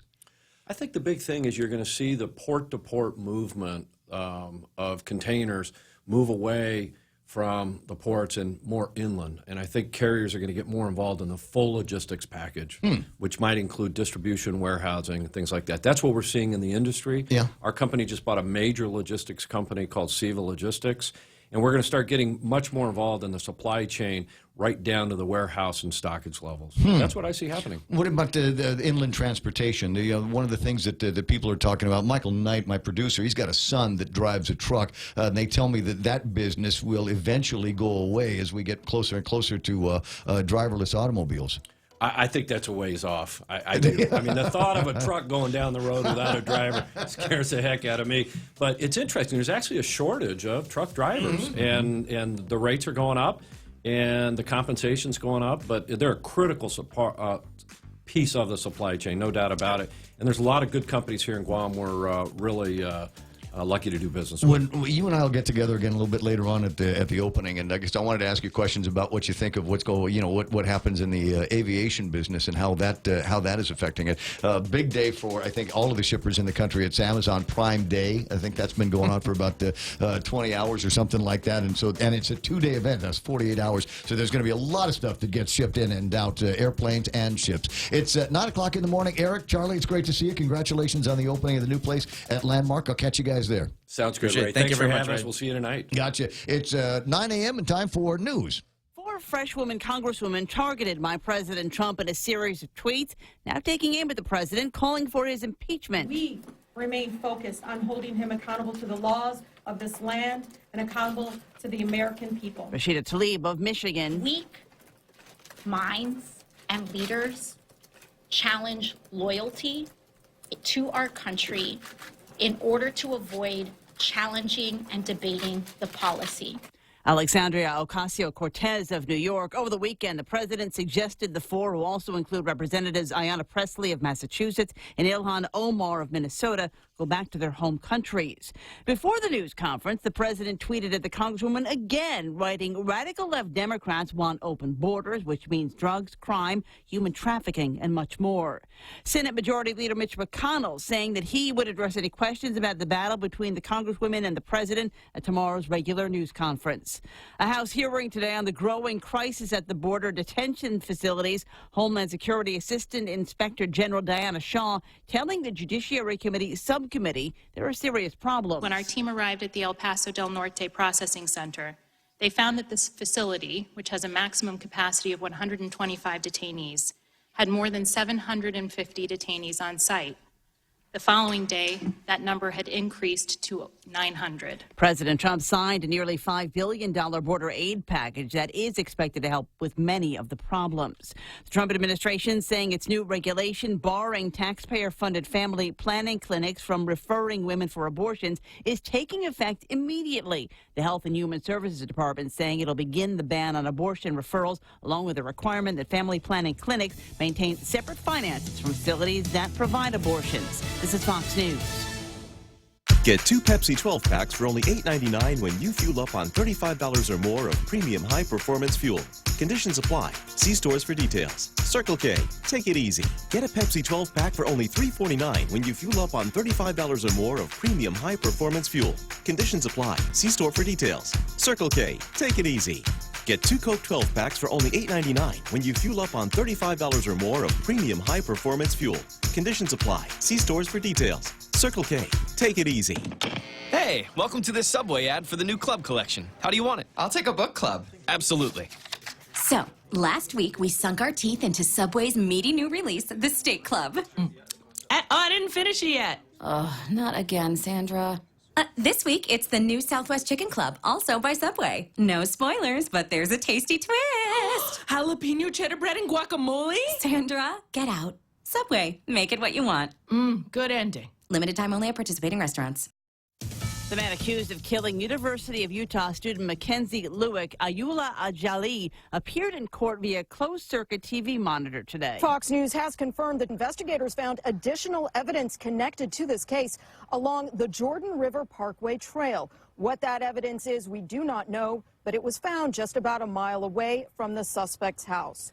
Now, the charges filed against the suspect here could warrant a capital case. Prosecutors in Salt Lake City have not yet decided whether they will seek the death penalty. They say that will happen after a preliminary hearing. Everyone is back in court there in Salt Lake on July 29th, and at that point, the suspect could enter a plea. Fox's Claudia Cowan, a federal judge in California, has slashed the damages award Bayer owes a California man who blamed Roundup weed killer for his cancer to $25.27 million from $80.27 million. Baltimore police are investigating a deadly shooting in a methadone clinic. Baltimore police are not publicly commenting on a motive, but witnesses have reported seeing the gunman order a hostage at gunpoint to take him where the methadone was kept. The gunman was killed. Police Commissioner Michael Harrison says so far no one else was involved. The person who our officer engaged was a suspect. We found another person who had been shot from gunshot wounds in another room on the other side of the building. We only fired at one suspect. That second person also died. The officer who returned fire and a clinic worker were hurt. They are expected to recover. Gernal Scott, Fox News. Today is Amazon's 5th annual Prime Day and is coming off with both deals and protests. The company claims it's offering more than 1 million deals, but some are using the day as a protest against Amazon. At a warehouse in Minnesota, workers went on strike to raise awareness over working conditions. I'm Lisa Lacera. This is Fox News. Business travel just got easier. Take your data plan with you for only $10 a day to all 17 Data2Go destinations. Never worry about additional data roaming charges when you go where your business needs you. The US, China, Thailand, and so much more. Have the assurance you need to check emails, surf the web, and stay connected. Call 688-2677 today to make sure your account is Data2Go ready. Docomo Pacific. Better together. My boy's talking about cheek clapping with aliens. That's fun, isn't it? 5 after 9. Welcome to the program. Excuse the mess. It is the Ray Gibson Show on 93.3. The Point, brought to you by a bunch of my friends. And we'll start off with these guys because it's the day to go to Ruby Tuesdays. Because today on Guam, it is Tuesday. And they have two endless. This is the way you put it together, right? You get somebody that you absolutely love to watch eat. Or conversate with. And you take them to Ruby Tuesdays tonight, so we got two endless trips to the Garden Bar. And then when it's time for entrees, you get one, he or she gets one, and then you've got a dessert that you can share. Now, that's two people eating a lot of salad and great entrees and dessert for just $25.99. Available all day, every Tuesday for a limited time at Ruby Tuesdays Guam. Portions of the program also brought to you by Micronesia Renewable Energy. They've got battery systems now that get charged by the sun. I'm trying to get them to change their perspective on the marketing. These are no longer solar systems. These are battery systems that get recharged by using the power of the sun. American President Lines, global presence with a local home. Isn't that nice? And the guys over at Cars Plus continuing to celebrate the summer of Jeep. They got Wranglers. And I think that's all that needs to get said is they've got Wranglers, and maybe you've got a particular color in mind to start with, and I don't know. And maybe if it was me, I'd get a white Wrangler. But with the understanding it ain't going to stay white that long, because I would be one of those guys that actually takes it out into the mud. But that would be the cool part. You take the Wrangler out into the mud and get it all just messy, dirty, and that would be how I customize mine. 1.99% APR, can't go wrong. Cars Plus. The Coconut Wireless is back. The Ray Gibson Show. Call now, 888-TALK. That's 888-8255.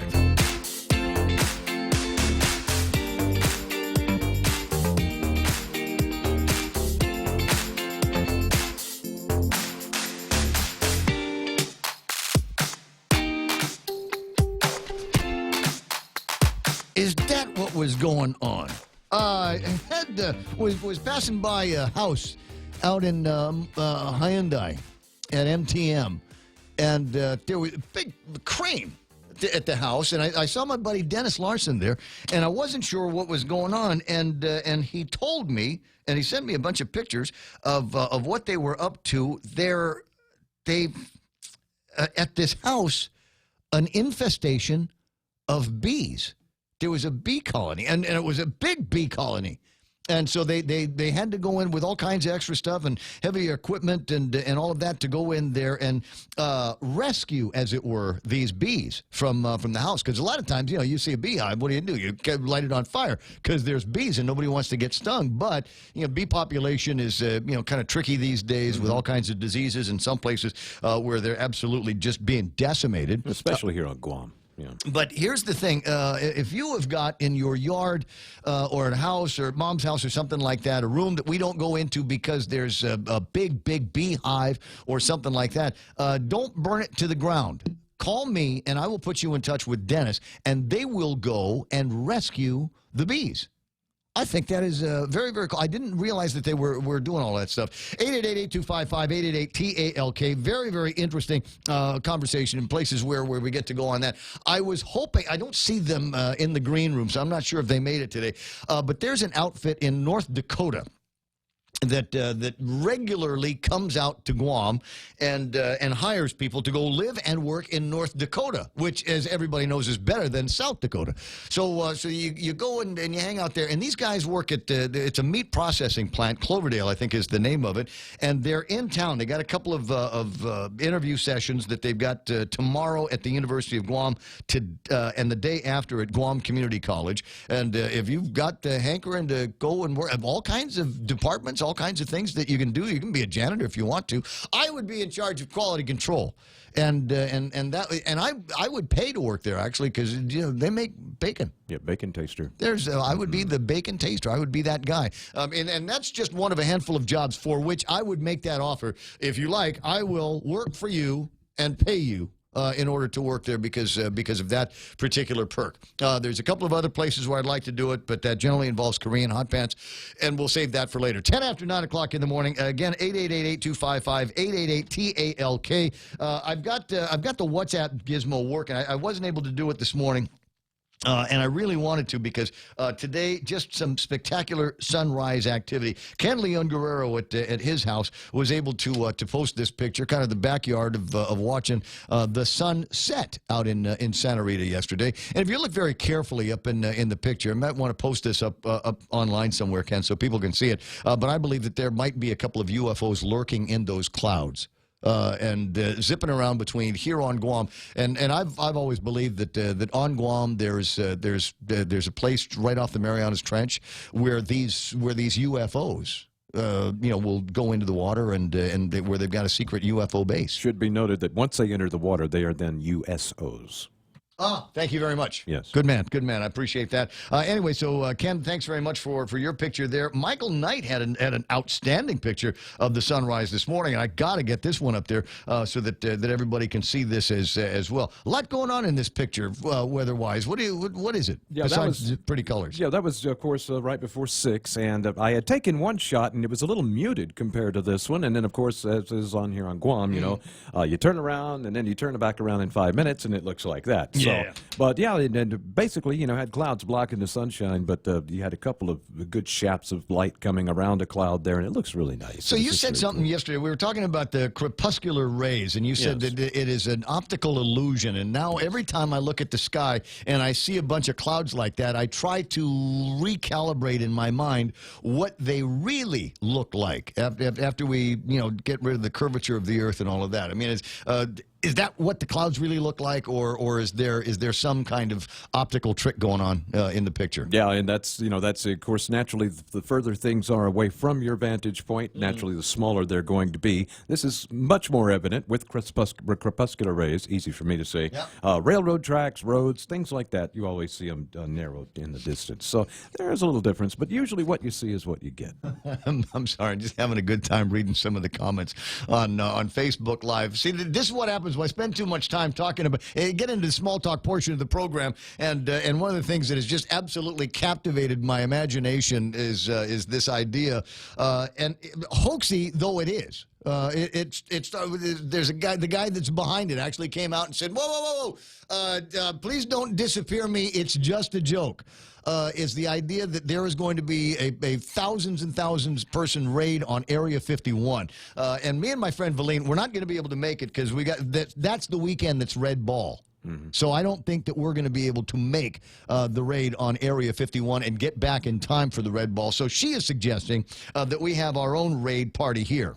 Oh, okay. Yeah, in this day and age, man, you just simply can't put that kind of stuff on social media. I mean, and I made a joke out of it earlier, but Tide Pod Challenge. I mean, that's the only thing I have to say to you. Who in the world, in any frame of mind, would think that eating detergent is a good idea? Yet hundreds did it. Right.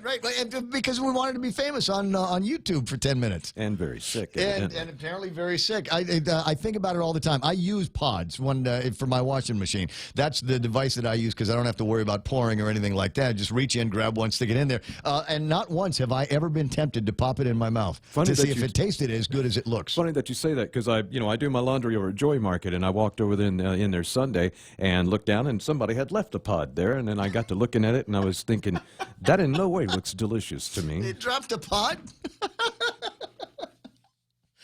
Sorry, just where my brain's at today. I don't, this is one of those weird weeks because there's a parade at the end of it on Sunday, and all kinds of activities down the road. You know what? I have not yet. I got to come up with a question to do, so we can. That's right. Yeah. I got tickets to Rich. Do we know what day it is? Which day I'm giving away? Because there's 2 shows. Rich Guzzi's going to be in town. He's got 2 shows, one on Saturday, and I think the next one is going to be Monday night. He didn't want to perform on Liberation. Who has those tickets?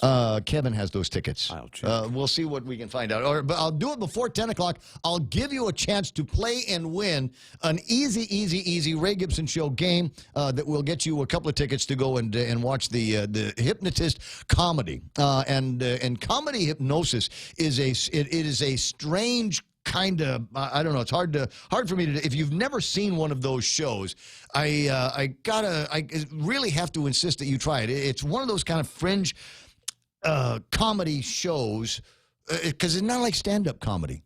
And it is, my favorite thing about it is the most unpredictable thing that you've ever seen, because it starts with the comedian bringing up people he's never met to the stage. And it's even more funny because he's going to be bringing people up on the stage that we know. And then to see them get hypnotized, even the ones that protest and say, oh, I can't be hypnotized. You know, only stupid people can be hypnotized, and I'm not a stupid person. I've got plenty of common sense, and there's no way that the man can... And before you know it, they're hypnotized and they're barking like dogs. Yeah, generally speaking, I feel like I cannot be hypnotized just because I have such an active mind. And we've talked about this before. It's the same reason you feel like that. But they say actually those kinds of people are easier because as soon as they make a switch in thought, that's when he gets them. I wonder, and we were talking about maybe, having him come into the radio show and doing a hypnosis on the air, because I thought it would be the funnest thing in the whole wide world. But apparently they don't do that, because in the process maybe of hypnotizing you or Kevin, everybody listening would be hypnotized as well. And considering that radio is still a very popular entertainment medium in the car, probably not a good idea to have people all hypnotized and barking like dogs in Marine Corps Drive. 9:16.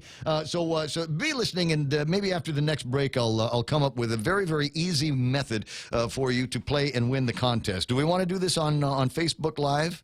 I don't know. We'll see how it plays out. We'll see how I feel about that in just a little bit. Pam Duvall out there. What's that say? I forgot about that. And gluten-free and no GMOs. Jose Martinez asking about a raid on areas 1 through 50. Why are we just stopping at Area 51? Clap alien cheeks in Guam, says Anthony B. Good to have you online. Ray Scanlon is there as well. Carlos Barreto. Got some new names because I think it's just people that are searching around on Facebook looking for some mentions of Area 51. Guys, I don't know that would be such a far-fetched conversation about having some kind of companion Area 51 raid here on Guam. There is a SAC air base to the north of the island. And there's a big Navy base to the south of the island. There used to be a tracking station for NASA out in the middle of the island. So is it possible that there might be something that any kind of references to alien technology and space beings on Guam? If we storm the ones here, will they shoot us here like they will at Area 51? Probably, but not if we Naruto run. That's true. Not if we send in the Kyles and the Karens first. Please don't look up cheek clapping on the internet. You don't want to know what it means. Just telling you that right now because I'm being friendly. But and I was joshing a few minutes ago. But really, would it be that far fetched to have an alien base at the bottom of the Marianas Trench, all of those miles down there in the darkness? Yeah, not if you're an alien. Did you not watch The Abyss? That's where they made it. They shot that there in the Marianas Trench. James Cameron was the guy that did The Abyss, and that was because he's got this adult fantasy that he finally indulged in to take an inner space vehicle down to the Marianas Trench. He wasn't there looking for life or different versions of animals that he could use in the next movie with the people with the tails. Yeah, A little known fact, but we actually know more about the moon and Mars than we know about the bottom of our own ocean. That's right. Because we ignore our bottoms at our own peril, I think. So That's where cheek that would clapping be comes that in. would yes, cheek clapping again. That would be, my friends, one of the interesting conversations that we can have now. What is the link then between Area 51, Guam, and the Marianas Trench? There's got, because the point is, we have to raid something.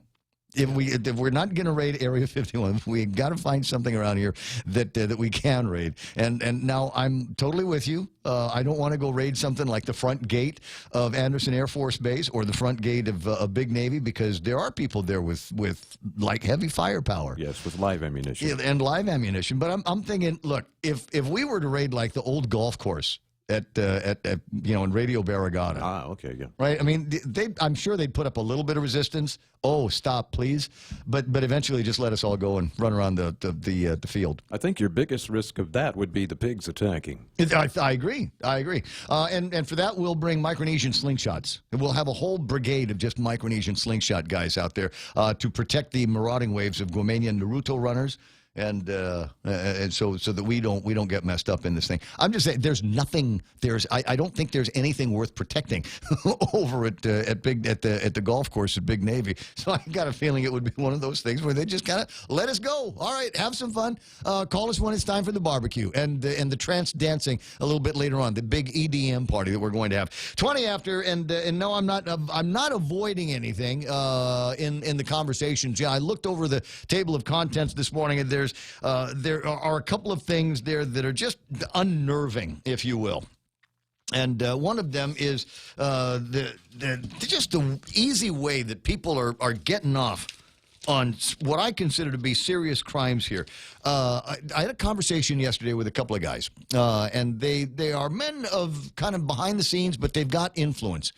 And almost begging them to use some of that influence that they've got on the political representatives that we have to recognize that in very few cases are they actually solving any problems of the relevant problems at the legislature and the government of Guam.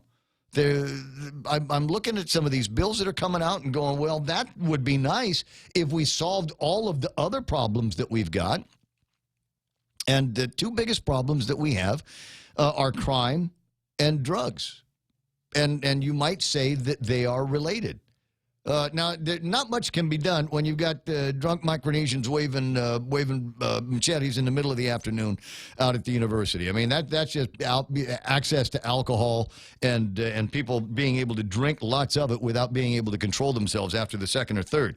But we've got a problem with specifically crystal methamphetamine. We've got users that go out there and are involved in crime so that they'd be able to afford their next hit of crystal methamphetamine, which apparently very, very expensive and unbelievably addictive.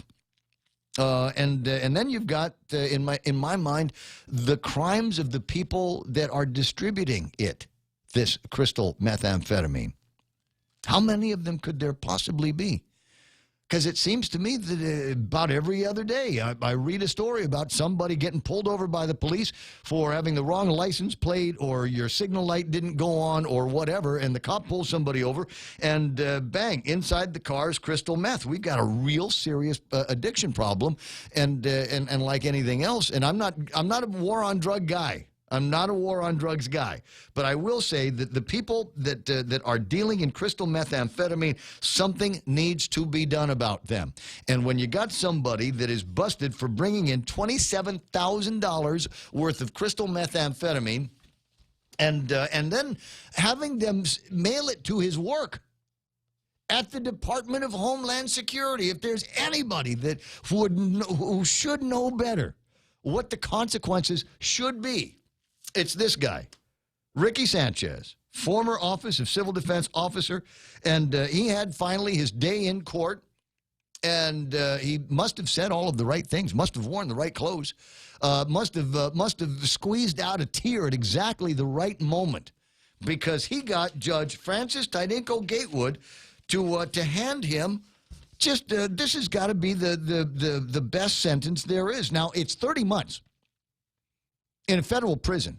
And you're going to say, well, Could have been worse. Could have gotten more. 30 months, though, federal prison. That doesn't sound like fun.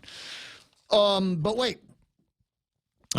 He's got health issues, and nobody's going to be taking care of the kids or whatever. So, and Tier, there was Tier. The judge says 30 months, we'll give you credit for time served already. Oh, okay. So it's not 30 months then. It's whatever he's already been incarcerated. And then they said, and since you're sick, we'll make sure that you get to a medical facility and see if we can fix whatever it is that's broken with you. And then we're going to put you in a drug rehabilitation program. And if you pass, if you're a very good boy and you pass that, then we're going to let you out. We'll take a year off your sentence. So, based time served plus a year off the sentence for attending a couple of classes in prison. And pretty soon, I'll bet you we're talking about less than a year, less than 18 months in prison. Yeah, not to mention the obvious idiocy of the whole plan, but the article says, Connor pointed this out to me, that he actually came up with this whole concept while he was in training in Vegas. And he realized, hey, there's a lot of meth here, and wow, I could sell it for a lot of money back home. And that's why. That's why, because it's available and cheap out there, and so it's very easy. And you figure that 1 in 100 packages is going to get confiscated and investigated by the Postal Service. You think the odds are pretty good. Now, I don't know that those are the real odds, but my guess is that there's probably a whole lot that is flowing through here in all of these packages that are coming out. And so here we go, drug dealer and working for the government. And now he's going to get just a little tiny rap on, and then 2 years of supervised release. Oh boy, that's going to be tough. That's really throwing the book at him. And this is now going to be the textbook. I don't even know that you'd need to hire a lawyer anymore. If you ask, I don't know if you'd need to hire a lawyer, because it's all written down now in black and white. These are the steps that you take if you're arrested for dealing crystal methamphetamine on Guam. You just get, first of all, you go out and get a nice haircut, and we're going to get some nice busted brown clothes, and you truck in the family and squeeze out a tear. And then the other part is you get a bunch of people to write nice letters for you. And I'm sorry, if I find out that you're writing nice letters on behalf of felons and on behalf of drug dealers after knowing everything that happens in this town as a result of people dealing crystal methamphetamine, I'm sorry, can't look at you the same way again. Supervised release here, that's the same thing as probation, right? Sounds like it, yes, but with the federal court. But basically they're having you be supervised by someone who actually has nothing to lose. So what kind of supervision is that? I don't know. I mean, you got to have, there has to be something. There has to be some other thing, I think, because otherwise that deal just looks too good. So you don't have to stay in jail. Just come back home and we'll put you on some kind of supervised release. Billy says Guam needs fixing. Yeah, we do, right? And that is a classic example of where it is that we screw up here. We're never going to get out from under this problem until we get to be real serious and real tough on these guys. It's good to be a criminal these days and just about get away with anything. And yes, Jill Cruz, I did refer to Buster Brown clothes, although I think it was Buster Brown shoes that they made a long time ago. Earlier in the process, I was giving myself a hard time, saying maybe I was being too rough on this guy, but everybody else on Facebook and direct messages said no. I think you're people saying nope. You're absolutely right on. And I don't mean to hammer this guy in particular as much as I want to hammer the system that encourages and enables guys like this, girls like this, where you just the temptation is there, and it becomes so easy for you to take a couple of steps in this direction and lose your job, lose your family, lose your reputation. But that's it. That's it, because you ain't going to get punished by anybody around here in the law. You get mixed up with the wrong people, you'll lose your life. Well, there's that other case where I guess Attorney Areola is asking for a case to be dismissed because the guy's dead. They killed him in prison. They killed him in prison. There's more to that story. I've got a feeling that's connected to a couple of other things that are going on out there. 928, my buddy Ken, the other Governor Leon Guerrero on the line. Good morning, sir. You know, the guy that died in prison is probably the one guy that they're going to make serve out his entire term in the Guam judicial process. But I ran into somebody at Payless. We got to talking about things, and they killed me when they pointed out the fact that, the reason why all these prison guards and other government of Guam officials are dealing drugs is, they can't afford to live on their government of Guam salaries, and so they need to sell drugs to supplement their salaries. Bull roar. Well, I mean, just the whole concept of it. We have the legislature and the governor's office saying that, government of Guam employees can't afford to live on their salaries, so we need to do another pay raise study so that we can jack up the payrolls of the administrators and deputy administrators by 50, 60, 70% while we give the service people a nickel an hour. Yeah, I was pondering that conversation, that very conversation with a couple of friends the other day, and wondering, how it is that we are making the decisions that we are making, and I almost seriously said I could save the government of Guam $13 million right now, and they just eliminate the mayors and the mayor's council. And if there's still a desire to serve, run for senator. And, hey, that's what the lieutenant governor told everybody. I heard that. Yeah. What if you don't like it? You run for governor. Well, we can also eliminate all the deputy directors. That saves us another $7 million. So we saved $20 million right there. Right off the top. Guam Memorial. Right off the top, we put that at help refurb Brody Memorial and turn that into a middle school. And also, we could take back all the government of Guam gas credit cards that have been given to all the government of Guam officials so they could drive their government of Guam cars as their personal vehicles. Ooh. I mean, Barry Mead did a FOIA on the Mayor's Council, and they have something like 154 cars for 219 people, and they have like 96 government credit cards. And these vehicles are being used for personal. You see them everywhere. Oh yeah. Happens all the time. And my concern is, I start looking around at some of these vehicles, and I'm going, is that the best kind of mileage that we can get for this job? I mean, if we're just talking about something that goes from point A to point B, and in many cases that's it. Why do we need to have these city-sized vehicles that probably get about 10 miles to the gallon? In government business. Why do all the directors and deputy directors need a late model four-wheel SUV? Tahoe size, It's not like they are, servicing clients out in the middle of the jungle or anything like that. And all they do is drive between their office and Adelup, theoretically, but yet they'll rack up, a tank of gas every week. Mm-hmm. Those tanks are like 25 gallons.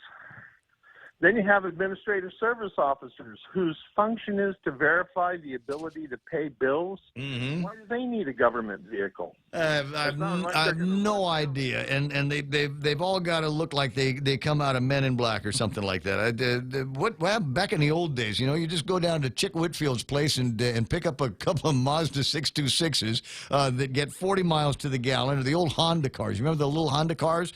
So you got like security. You got security title, and they're literally driving around with this. Yeah, and that little smart car, right? The little pocket-sized car. Jimmy Moylan's got one of those. 70s, when the police department was using Datsun B610s. 4 cylinders. Oh yeah. Well, yeah. But those things, the very, very short life when they were being used. Listen, I got to take a break here in a second, but I wanted to get your thoughts on a couple of bills that they're going to be talking about at the legislature any minute now. Reducing the business privilege tax from 5% to 4%, and reducing the liquid fuels tax by 4 cents a gallon. Well, it's been tried. I think they will probably push back the business privilege tax. Actually they won't. The governor's going to lean on it. She's already got it spent.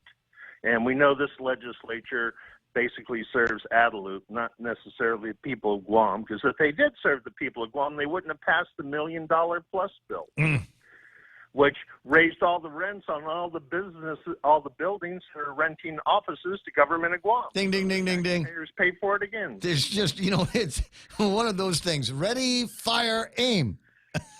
It's like this thing. Say it was that accurate. It's like this thing. Okay, so fire, ready, aim. We'll go like this thing with the contractor's license board, where somebody thought it would be a good idea to make it so that the board had to approve every single license that went out. Now I know why they did that, because we cannot trust the Chamorro Land Trust Commission to make adequate decisions. Now, we don't trust any department or board in any agency, so everything has to be approved by the board. Well, what happens when there's no quorum and everybody's applications are up for renewal? Why would that stop them? Nobody, and especially on Guam, where I think there are a lot of boards and agencies and commissions that have quorum issues. Why didn't somebody go, hey, but what happens if we don't have a quorum at renewal time? So everybody is literally working without a net right now. And if you are doing business, I suppose, with some contractors, you're doing it at your own peril, because they have not been board approved. Yeah, that is a problem. But even worse problem is the fact that we got these boards and commissions that are jacking up the compensation of directors and deputy directors blindly. I mean, look at we'll look at Roy Respicio.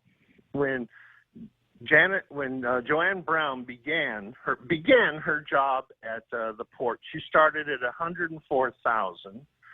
She ended at $169 after 8 years of evaluations and promotions.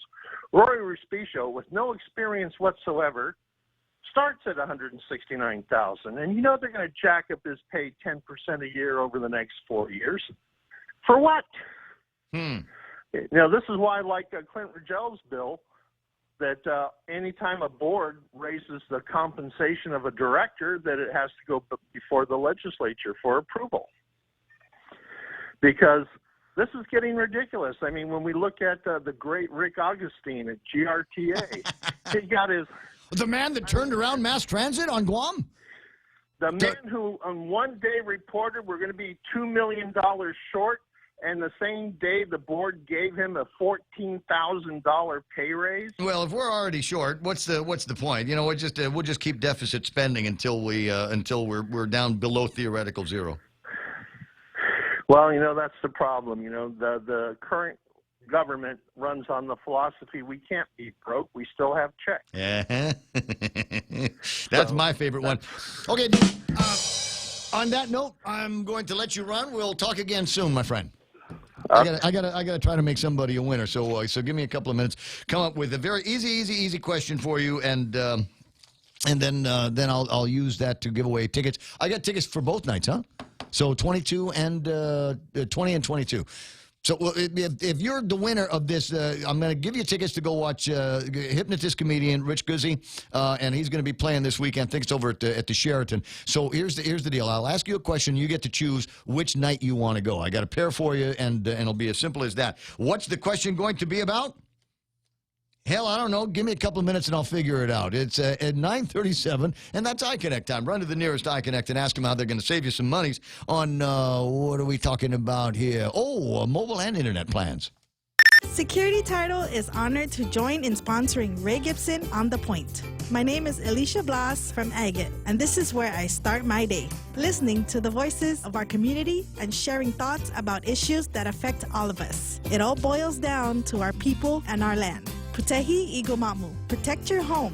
When purchasing or refinancing your home, remember to call the professionals at Security Title, just like you call Ray Gibson in the morning. Or send me an email, or send me a WhatsApp, or send me a message on Facebook Live. You know, I read all of them. I might not read them all on the air, but I read all of them. Like this one here, Gwen, who is saying hello and Afade from Shanghai, Philippines. There's no such place. Dude, it's getting bad. The Chinese are taking over. Get out of here with it. Shanghai, the Philippines. Is there such a place? No, there's not, but the Manila is turning into Shanghai because the Chinese are just taking over. Here's an example. Near my wife's village, they had set up like a food emporium, but only Chinese were allowed to go there and eat.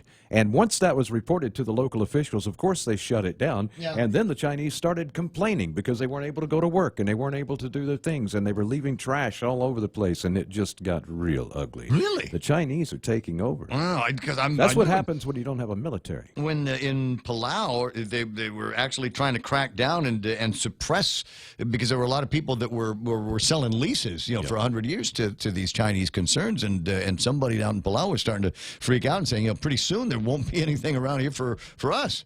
So let's go very, very slowly with these new business folks. There's a place up in Sapporo, north of Sapporo, Niseko, a great place to go and ski. And golf. You ski, wintertime, but during the summertime, it becomes kind of a golf resort. Very, very nice place, very trendy. Got a nice Hilton up there with maybe the best onsen I've ever been in my life. One of these little hot, steamy rooms that they've got there. At any rate, there was a story I was told about the big Chinese businessman that liked it so much. He says, "I want to buy it." I said, "Well, you want to buy the resort? I want to buy the whole mountain." And I'm Chinese. I have plenty of money. I will buy the whole mountain from you. I don't know if they ever consummated that particular event there. I was supposed to tell you about eating at Wendy's. You can buy a whole salad over at Wendy's. It's the Berry Burr salad, and they are tasty. It's one of my favorites. When it's on, then that's when I go. There's another reason for me to go to Wendy's. They got a bunch of other salad. They got the spicy Caesar. I love that one there with the spicy chicken on it and a Caesar salady, and they've got all the great fixings. But the Berry Burst, there's so much going on. You get the sweetness from the berries. You've got the feta cheese in there. Obviously, you're going to get a little bit more savory from the big grilled chicken that you've got, almonds, and just the whole thing. A lot of flavors. The raspberry vinaigrette, as an example, that goes in it. It's just a really, really terrific salad. Available usually for a limited time at Wendy's. It's important to have claims process that works for you. At Guahan Insurance Services, we make things simple and convenient. Same door you walk in to purchase your insurance is the same door you open to file your claim. We can't pretend that the car insurance claims process is fun, but we can promise a hassle-free and speedy recovery without any runarounds. For your home, auto, and business insurance, visit us at the Camacho Landmark Center on Marine Corps Drive in Tamuning. Don't forget to like us on Facebook or give us a call at 475-1162 or text 929-SAVE. That's 929-7283.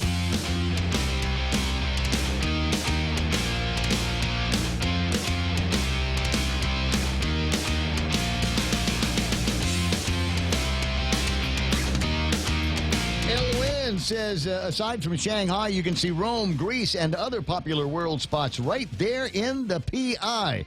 Okay, and Gwen corrected herself. She's not in Shanghai, Philippines. She's at the Shangri-La. Okay, I got you. Loved the internet over at the Shangri-La. Had an opportunity to stay there recently, and absolutely loved it. And the nice bar, the huge bar down in the front. So you walk in, and you get the countertop over there, and you keep going by the stairs, and there's this massive bar that they've got laid out in the place. I've spent a couple of hours doing some business in there recently, and liked it. But it's one of those places, though, and oddly for the Philippines, because it took them a couple of minutes to get me around. I mean, I got here's a seat, and can I get you a San Miguel Light? Yes, I'd like that very much. And then the pretty girl with the long legs disappeared. And it was a while before she got back. And I didn't want to say anything, but I immediately, she puts the San Mig down in front of me. I said, "Can I have another one?" She says, "Are you expecting somebody?" I said, "No. It just took you a while to bring this to me, so I want to put my order in for the next one now, so I don't have to wait quite so long." And she looked at me. She says, "Crazy American Alky, get out of here." 9:43 in the morning. So here's the question: 888-8255-888-TALK is the number that you need to call if you want to win 2 tickets to go and watch comedian and hypnotist Rich Guzzi. And it'll be very, very simple. I told you it would be. And there are 15 members of the 35th Guam Legislature. Please name 3. That's it. That's all you got to do. That's just call the radio station. You ought to be able to do this with your eyes closed. Maybe I'll make it difficult. Give me the 3 people in the legislature that you don't think are going to get reelected in the election for the 36th Guam Legislature. I mean, and remember, Maria Pangilinan just this morning put out the word that that your, what do you call it, candidate packs will be ready for distribution in January. Now, it might have been once upon a time that you'd go, ooh, that's a long time from now. January, you're kidding me. But look at the calendar. It ain't that far away now, less than 5 months away from when those candidate packets are going to be available. So, all right, here it is. My name is Ray. What's yours? Joe's. Who? Joe's. Hi, Joe's. How you doing there? I'm good, Ray. How are you? You know what? I'm tickled. I don't know if you catch that on the air, but I've been just tickled lately. What can I say? Vacation will do that for you. Even She has a great radio I voice. know she does have a nice voice. I'm sorry. We're smitten here with your voice. Thanks. Welcome. Welcome. We got to bring you in here and have you speak into the microphone and say things like, you're listening to Ray Gibson on 93.3, The Point. Talk to Kevin. He knows how to get a hold of me. I think I will. All right. So I need you to name 3 senators, and if you like to, they can be the 3 senators that you don't think are going to get reelected in the next election. Go. Ouch. That's horrible. I'm bad. I'm naughty, Ray, today. How about the ones that I do like? Fine. Okay, go. Talina Nelson. Mm-hmm. Her. I like Will Castro because he's from the village, so I got it. Represent Barragata, represent. So Barragata, yeah. And Kelly Marsh, I guess, but that's the one that I don't think is going to get reelected. It's the hyphen? Is the hyphen non-hyphen? That freaks people out. Marsh Taitano. Right. Yeah. Okay. Well, you know what? You're correct on all 3 counts. They are all members of the 35th Guam Legislature. Now, the only other thing that you got to decide, Joes, is what night you want to go. I can get you in on Saturday night before the Liberation festivities, or the 22nd, Monday after the Liberation festivities. Choose wisely. We're going with the 22nd. We have a graduation party on the 20th. Who's graduating? What, on the 20th? Wait a second. It's summertime. There's no graduations. Well, they have to wait until all the other graduation parties are done so that everybody can come to this graduation party. That's how it goes. I got it. Yeah. You guys are for real. That's real pit bull stuff. Okay, Joes, hold on. And my buddy Michael is going to get some winner information and say things to you that only winners get to hear, okay? Ooh, wow, thanks. You're groovy. Thank you, Joes. All right, and don't forget, we're going to have you come by and do that thing. Did you already pick her up? Thanks, I appreciate that. Because otherwise I probably would have ended up hanging up. What's that? Joe Cruz, Tina Inouye, Telena Ocasio-Cortez, and Kelly Pelosi. That might be one of the funniest things I'm going to see all day. Ponder that, though, when it gets to be those quiet moments, when we are doing the navel gazing and thinking about the future, because I don't know. I mean, it's not just me, and you know me, I'm the nicest guy, and so and I always try to look for the good in everybody and everything. I mean, that's kind of a thing about me, is for everything against nothing. But I start looking around at some of the ideas that are getting thrown around and some of the flailing around that they're doing over at the legislature. Please, God, we've got to find an issue that we can run and get reelected on.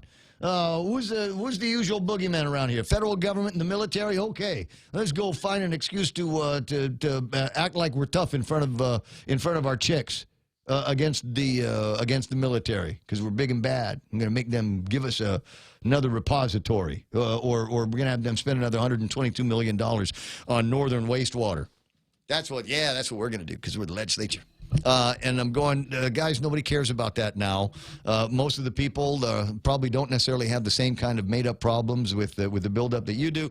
So maybe you could just sort out ways that we can get rid of all of the crime and the meth jugheads that we've got around here, and do something about the drug dealers that get a slap on the wrist. Maybe we could do something like that. Maybe those are the issues that you really ought to think about running on, because I guarantee you, this time next year, when we are in the full swing of re-election for the 35th, going into the 36th Guam legislature, I think more than you know, there will be a lot more people that will be very vocal and very pointed about what this legislature has accomplished, what this government has accomplished. This, again, interesting conversation that I had with people yesterday, and what is so tough about finding 2 or 3 things that we can, you know what, we're the government. We have 2 or 3 things that we can do right now that will make a difference to the general population of the island. Well, let me see. We'll raise the minimum wage. Okay. Yeah, there's another one of those. There's a bait me question. Raise the minimum wage. You want to give people a break? Roll back the business privilege tax. You want to give people a break?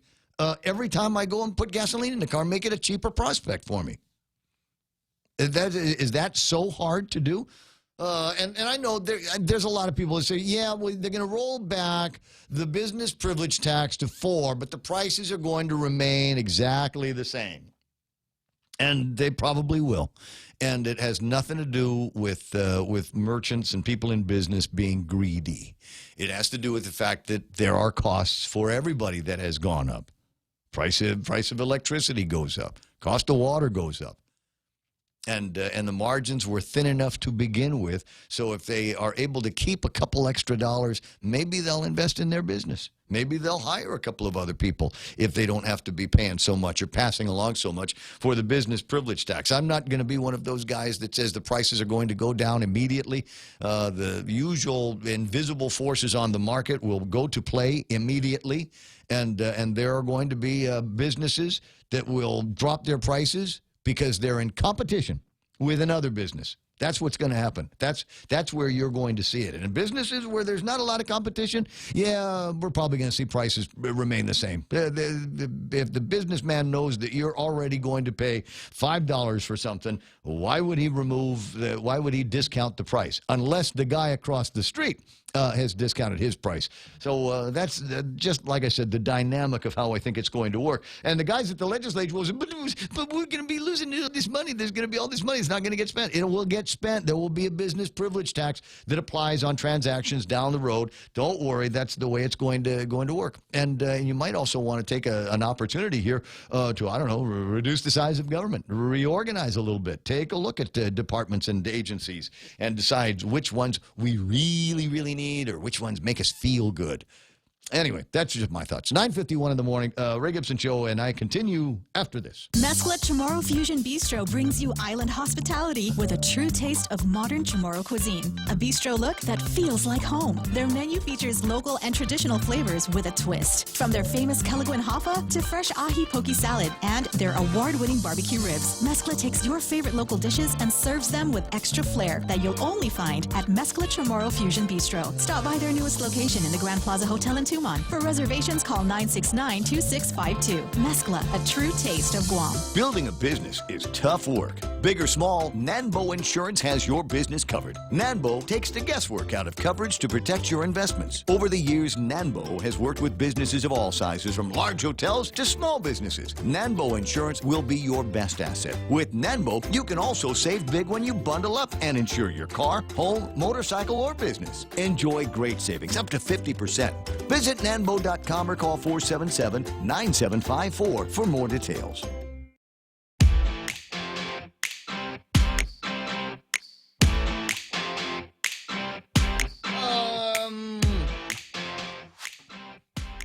I won, just FYI. I don't care about anything anybody at any other radio station on Guam did, anybody anywhere else. I won. I got Natalia in the studio this morning. Pretty girl, Toastmasters, talked about a lot of stuff, and therefore I am the winner of broadcasting today.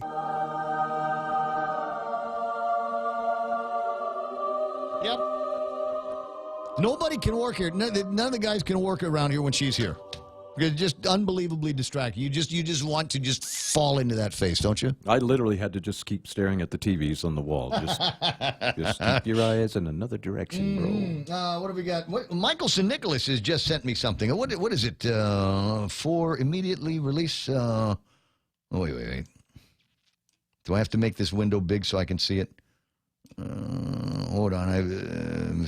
Because I want to make sure I'm reading whatever the new thing is from Michael St. Nicholas.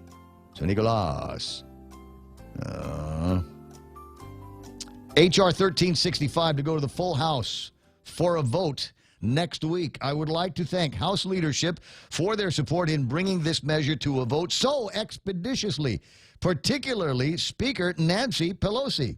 Majority Leader Steny Hoyer and Minority Leader McCarthy, said Congressman Sinicolas. Additionally, I would like to thank Budget Chairman John Yarmuth for supporting a pay-go waiver for the bill. That's a big deal. At this time, we see no significant opposition and look forward to a generally smooth passage of H.R. 1365 in the House of Representatives, said Congressman Sinicolas. Our people grow closer every day to seeing this issue resolved and processed, war claims paid, Congressman Sinicolas concludes. So looks like we got a piece of good news here coming out of Washington, D.C. 1365 is moving forward, going to the full House, no opposition, and probably not going to be too much happening and too much resistance in the House of Representatives. That would maybe free up, by liberation, some Treasury dollars that will go to war claim survivors. Look, bro, I'm not trying to bash on your family and stuff, but he's only been there 6 months, and he's already gotten this done. Wow, right? What took so long? Yeah. It's, sometimes you just got to figure out, do I want to use the toenail clippers or do I want a bush cutter? I think he went with the bush cutter. I think he went with the bush cutter. I'm interested to see, as we've got action like this taking place on the war claims and closing a loophole that was left open by the prior administration. And I'm not going to be the guy that is calling Uncle Robert and Auntie Madeline all the time and saying, well, did you see what Mike did? What do you think of that? Not calling Joanne Brown and saying, did you see what Rory did? What did you think of that? You can call in if you want to and tell me what you think, but I don't know that I want to be that guy that just takes this stick and pokes it into the animal in the cage and see what's going on. It's fun for me. It's not like I'm above it completely. I just don't know that I'd do that in this case. So we'll watch and see what happens here. But he's working on a couple of other things, and one of them. God, I got my fingers crossed that this is a go show. He wants to find a way to make, and people say it's not possible. But don't tell Mike because he's got the bush cutter. He wants to find a way to make it so that the Treasury pays the EITC here on Guam. We've been burdened with that for so long. And and maybe you don't. Maybe it's just one of those things that you don't spend a lot of time thinking about it. I do. It would mean about $63 million or so in our revenues that the taxpayers don't have to pay. The taxpayers here don't have to pay that. That would come from Uncle Fed, and they would take care of all of the EITC payments, and that would free up $60-some-odd million. Do you know how many cops that is? Or let me do it better. Never mind this, because I'd like to see more cops. I'd like to see more higher-paid cops out there. How about higher-paid teachers? Oh boy, definitely. Definitely. Maybe enough money so that we don't have to scrape the bottom of the barrel when it comes to medical examiners. Maybe we could buy a new computer system for GMH. Among the many ideas. See, now we're talking about spending like GovGuam. We're making way too much sense.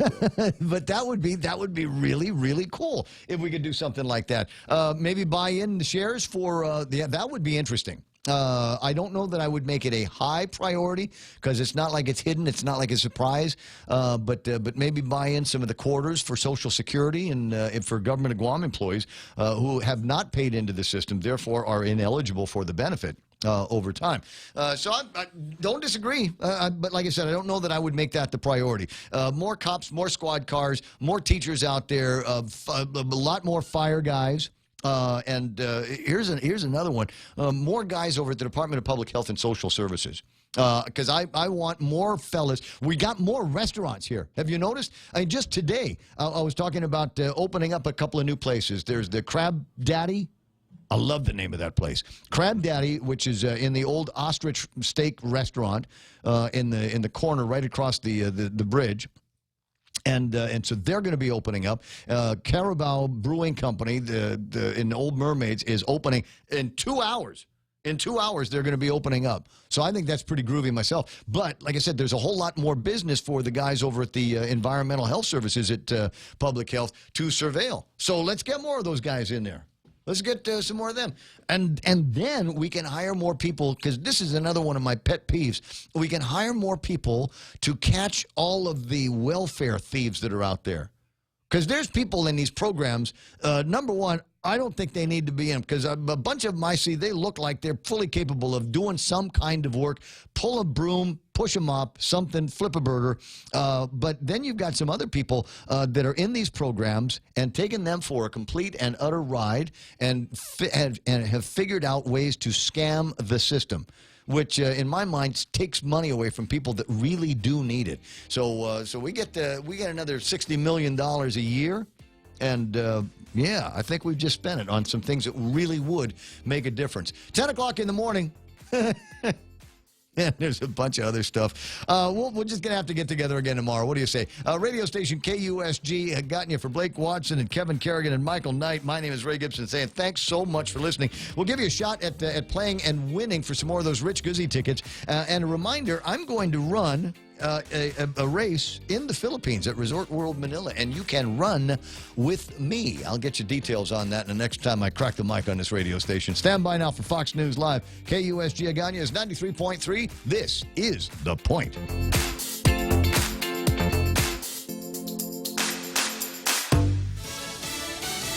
Taking on the president. I'm Lisa Lacera, Fox News. 4 congresswomen of color clapping back at President Trump after he tweeted at them over the weekend to go back to their home country. Speaking to reporters in a packed room in the U.S. Capitol, Minnesota Democrat Ilhan Omar described President Trump's attacks on her and 3 other freshman Democrats as the agenda of white nationalists. Whether it is happening in chat rooms or it's happening on national TV, and now it's reached the White House garden. Omar is a naturalized U.S. citizen. Her family fled Somalia when she was a child. She's part of a group of freshman Democratic women taking on the name The Squad, with New York's Alexandria Ocasio-Cortez, Massachusetts' Ayanna Pressley, and Michigan's Rashida Tlaib, all 3 born in the U.S. Fox's Jared Halpern on Capitol Hill. Louisiana Republican Senator John Kennedy reacting to the verbal spat. It was a poor choice of words. I don't know why the president had to say anything at all. When you argue with a fool, it just proves they're two. Senate Majority Leader Mitch McConnell says he will address any questions about the war of words at